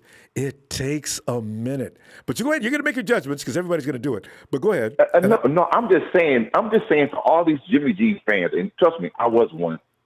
You have to be at least open to that there can be other options that could be better. Because the thing is, I think that can be said about a lot any of Jimmy G fans. You don't have to be a Jimmy G fan. You can bring another quarterback in. But starting the program over again is the only thing that horrifies me. Because a new quarterback in, contrary to popular opinion. Who means that? Who says that's starting over, though? I mean, because I'll say like this. Rick, that system is not easy. If you think somebody could just walk in and segue smoothly into Shannon's offense, that means you haven't been paying close attention. No, but I'm saying like this, Ronbo. Would you ready to trade? Because Jimmy G's 31, 32 right now. So he's would you not? He's you saying not 30. You wouldn't trade? He's not Rick. He's not 30. He's not 30. No. Listen, okay, Rick, so you're saying that you wouldn't mind trading a quarterback who's young, give him 2 years, and next you know to learn Kyle's system. You want to whatever. take 2 years? And then you have it. Rick? Yeah, absolutely. Okay. Absolutely. Rick, if that means we get the next 10 years. George Kittle wants a trophy now. Debo wants a trophy now. Juice needs a trophy now. Trent Williams didn't come here to play behind a rookie. Kyle Shanahan would get himself in a lot of trouble by bringing a rookie in and taking the ball away from Jimmy and starting him. You can bring that. You'll go along with this. You'll go along with this. You bring that rookie in and get him groomed. And next year, let him compete against Jimmy. Is he ready? It'll show. If it's not, it won't. And then you continue to groom him if he has the potential that you believe he has. But to take him and just say, all right, Jimmy, give me the ball. Give it to that rookie. Let's go. Rick, that's unrealistic and that's dangerous. But it's not, because the thing about it is I would sacrifice 2 years to have 10 years of you just went to the Super Bowl last year. Rick, it's unfair to the guys on the team. Everybody you were in the Super Bowl last year. To everybody outside to the offensive of lineman. Why would you do that to them? Ronbo, everybody outside of Niner fans say, look, your defense is good, your running game is good, your coaching is good, your quarterback is suspect. What do they say about the offensive line? What do they say about the offensive line? Listen, the offensive line was awesome because guess what? If we don't have a good offensive line, we don't have the running game that we had. And the thing about it, you have to look at results. Kyle Shanahan Have you seen Jimmy's stats? Have you seen Jimmy's stats? I want to ask everybody who hates Jimmy so much, look at his stats. Do you know he was one of the best in the league at third down conversion? Right, but in the playoffs. That's what I know about you folks that don't like Jimmy. Your whole judgment is made on that one pass. No, it's not about if he missed the pass. He missed the pass. You're talking about the 2 games before in Minnesota and Green Bay. He did what he threw was a total of maybe 25 passes in those 2 games combined. And the thing about it is, in the Super Bowl, he passed more, and he looked good in the first 2 or 3 quarters. In the fourth quarter, what he was 3 for 11? Yeah. Well, 3 for 11? All I know is Jimmy G is in his first year with Shanahan. He hasn't seen everything he needs to see. He's been with behind Tom Brady for years. He's put in 1 and some years as a starter. It's too quick to bring out the hook. That's my point. Let him learn. His potential is there. You bring in a new kid, he's going to have to learn the same way Jimmy's got to learn. Unless you're going to get Mahomes, which is that's a prodigy at best that comes along every now and then. You're going to set the whole program back, and that's going to take, we don't know how long, and the potential for a bust. As far as getting hurt, the number 1 draft pick last year came in and got hurt in Cincinnati. He didn't even finish the season. There's no guarantee that whoever you draft or bring in is not going to get hurt either. I mean, the thing about you're true, but the same way you can make the same argument with Jimmy G because he's been quarterback for 1 full year out of 3 years. So, but my thing to settle the argument, whatever way that Kyle and John say, if they say, look, it's time for us to cut bait, then you know what? It's time to cut bait. Now, if they say it's time to bring Jimmy back, then guess what? Jimmy, come on back. But I will say, I hope they give him better QB competition than what we have currently right now. I think now on to the game tomorrow. I really do believe that they're going to bring in a quarterback and train him up and coach him up and get him ready. Jimmy's not going to be there without any competition. Kyle's not going to have it. That was never going to be the plan. That's why CJ was supposed to do, and Nick, but they couldn't. So they're going to bring in another guy. So if he beats him out, I'll be right with you, Rick. Bring him in. I just want to win. But I do not want to go back 2 years. Jimmy's learned too much. He's moving forward with it. And stay with that. It's fair to the guys on the team. Let them grow together. Because contrary to other popular belief, it takes time to build a chemistry. It doesn't happen overnight.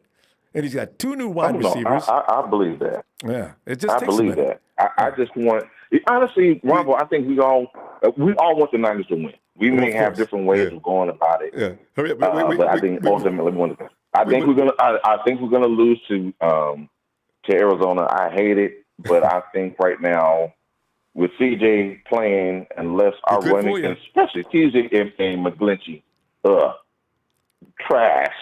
So I'm quite sure Hassan Reddick's going to go crazy on us. But I mean, Niner fans, we're still the best. Niner faithful, Niner Empire. I really can't wait to see what we do in this off season. And like I said before, whether we keep him or not, okay. If we let him go, okay, that's cool. good too. I'm a Niner fan. I'm a Niner fan regardless. Rick, I believe you too. Period. I definitely agree. I believe you. All right, Rick, but we got to go now because we've been too long. All right, I'll see you tomorrow if you get a chance. All right. Yes, sir. Yes, sir. Yes, sir. Hopefully I'm wrong and we win. But if we don't, then a better draft pick. Better draft pick. All right. Anthony Nugget. All right, fam. Merry Christmas night. Merry Anthony, Christmas. Bye. Tony Nagatani, my man. Maliki Kalamaka. Mali Kalimaka. That's it. Mali Kalimaka. Is that right? Mali Kalimaka. Hey, I think I did it. Hey, thanks to it's my Hawaiian Ohana. That was, what is it? What are the Hawaiian language? What do we call it? Anyway, he says, hey, wish I could see Niners winning tomorrow, but no one can cover Hopkins. That's the gospel truth. And Tony must have caught us making jokes about Spoon being able to deal with Hopkins. Oh. Time to draft Caleb Farley, 49ers 21, Cards 31. Is he a big guy? We got to get a big guy also to deal with DK, man. All right. So there's a Frank on the line. Which one is it? I think I got Frank A and Frank B. Hello. Hello. Hello. This is a Frank that I've never heard. This voice isn't. Yes, hello. Your name is Frank, huh? Hi, Frank. Yes, I am. I actually called here before, but it was quite a while ago. I'm the one from Billings, Montana. Okay, I don't know if you remember me, but so put Frank Dash M, and he's from Billings, Montana. All righty. But how can I forget about Billings, Montana? I do remember the location, just not who it was. That's you. Yeah, that's me. All right. Great job. What's that? Hey, what's the weather like there? It must be really. You guys got snow on the ground or anything, or what's going on there? Actually, no. It's actually pretty nice right now. Unseasonably warm, huh? It's a warm winter. It's not like like really sunny like California or Florida. But you're not going to go outside with shorts and sandals, right? Not like cold like Alaska, but it's nice. No, that's a beautiful winter. part. Yeah, that's you guys got like beautiful. I mean, this country is just beautiful countryside. Oh yeah. But, oh yeah, for sure. I definitely agree. But Frank, you called here because you're concerned about George Kittle playing tomorrow. Am I right? A little bit. I have to say. I mean, I love me some George Kittle. He's a great receiver, but kind of with the last two games, so disappointing with the playoffs being out of reach. Oh, my God, last season's Super Bowl, we were almost there, and then this season I had high hopes, but I know because of the injuries, and I know I keep hearing about Jimmy G, but... You're going to hear a lot about... We heard about him last year, too. Time. Yeah, well, nobody has time for time. Yeah. It's all about the O-line, like you said. I listen to your show from time to time, so you just got to give them time. It's still a young team. I'm more excited about next season to see how. I just don't want anybody to get hurt. As long as nobody gets hurt, I really think we can, be that Super Bowl contender that I'm accustomed to seeing like from last season. That's it. So that's what I'm hoping our defense has got our defense even got unhealthy. I mean, bodies were dropping like flies. I know. We can't. Do we have to drop on both sides of the ball? God. I know. So, but I just know what we're capable of, and I can't wait for next season till all our pieces come back. And if we can stay fully healthy, I don't see why we can't win a Super Bowl. That's what I really want. I know Niner fans that call in, they have their differences. about Jimmy G or not, but I just want to win. But I think keeping Jimmy G right now is the answer. I know people probably disagree with me, but lots. But bringing in somebody new, like you said, bringing in a rookie, that you have to start over. Yeah. You know what I mean? I do. And that's what worries me more than anything else. So I'm saying if you're going to bring a rookie in, fine, but you let him learn for at least a year, because he's not going to come in and orchestrate from that pocket or anything else. He can run all he wants to. He's going to be running for his life because he's not going to know what's going on. The NFL speed is too much for a rookie. It takes the time for him to adjust. So that's why people think he looks good. He looks good in college because he's playing college ball. There's a difference in college ball than there is in pros. Some guys come in and adapt a little sooner than others, but 90% of the time it takes a minute. So, Burrows was one of those sacked quarterbacks in the league before he went down, and the reason he went down to injury is he just got through getting crushed. It's asking a lot, except for the guy over in San Diego. I'm impressed with that. I'm not at San Diego, but the Chargers. He is good. Yeah. He's also a freak. Definitely. Yeah. But Mike, you could go around Frank, you could go around the league and pick out your rookie quarterbacks that are thriving. Not many. You can count them on one hand. Yeah. Yeah. So that's why I don't want to go through all that. And plus, look at Alex Smith. You remember when he was horrible at first, and everybody wanted him out, but then after a while, he was pretty good. That's the way it goes. So, you gotta wait a minute. That's the way it goes. Yeah. And sometimes in this case, the 49ers came in from scratch, got rid of everybody, and they're building a new team. Well, hell, that's what I said. Jimmy, I wonder, he doesn't have the wide receivers a lot of quarterbacks have. They're there now, but they just got there. And I think a little time to develop between this group might be warranted and worthwhile. At least they know what they're doing. Pretty much they got to step up. If you've been to the Super Bowl, that's a lot of experience. Let's keep going. Debo's got Super Bowl experience. Exactly. Jimmy's got Super Bowl experience. The offensive line, for the most part, we need to get a couple more people. The defense has been there. These guys have been baptized in the fire that they need to be baptized in. Let's not start throwing pieces out. Let's let that grow together. That's my thinking on this, and I'm pretty sure that's the right direction to go. Oh, definitely agree. But like I said, I love your show, but the only thing I don't like is the trolls that come into your chat room. I don't get why they come in and, they're not fans of the 49ers, and they... Frank, you have to understand, it's because we're the 49ers. You see, we've been looking at those subservient fans for a long time. It goes all the way back to the 80s. So now that they've got the opportunity to take shots at us, they're going to take them.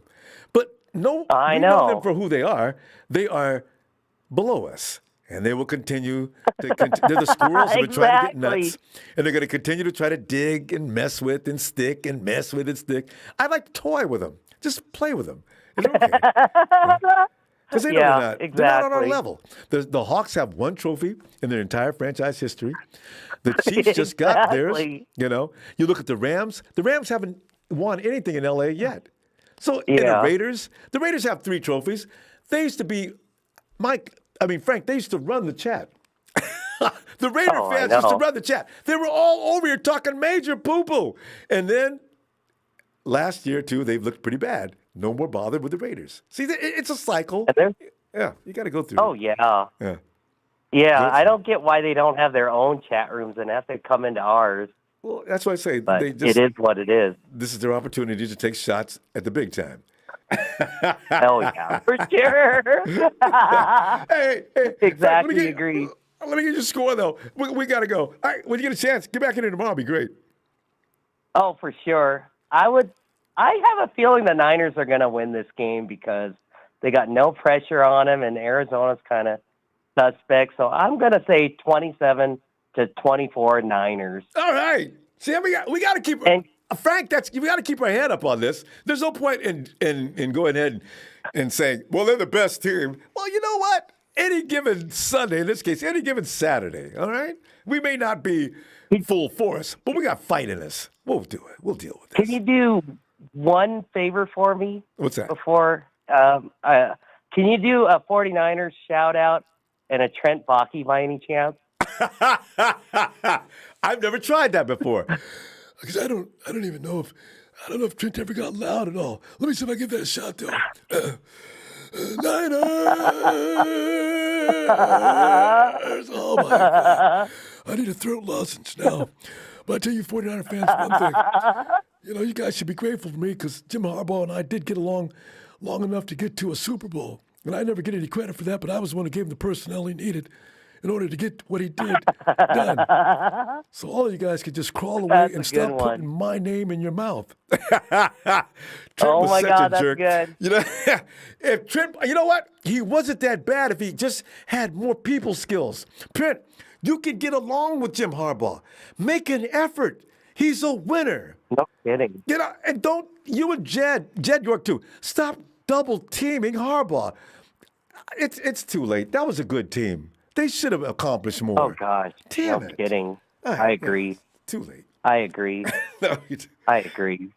Anyway, hey, Frank, great I to agree. talk to you again. Merry Christmas. I'll see you tomorrow. Definitely. Merry Christmas to you. Good hearing from you again. Thanks, fam.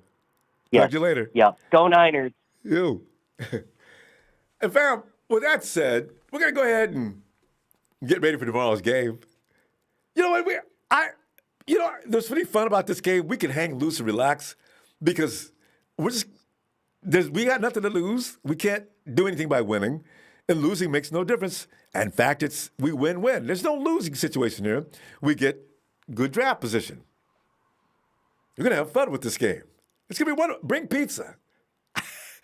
Pizza's the ultimate food. No matter if you had turkey dinner or anything, forget that. Put that turkey on that pizza. Oh, and sprinkle some more cheese and put some peppers on there. Oh, I'll be in your face at your place. We ready, fam. Merry Christmas.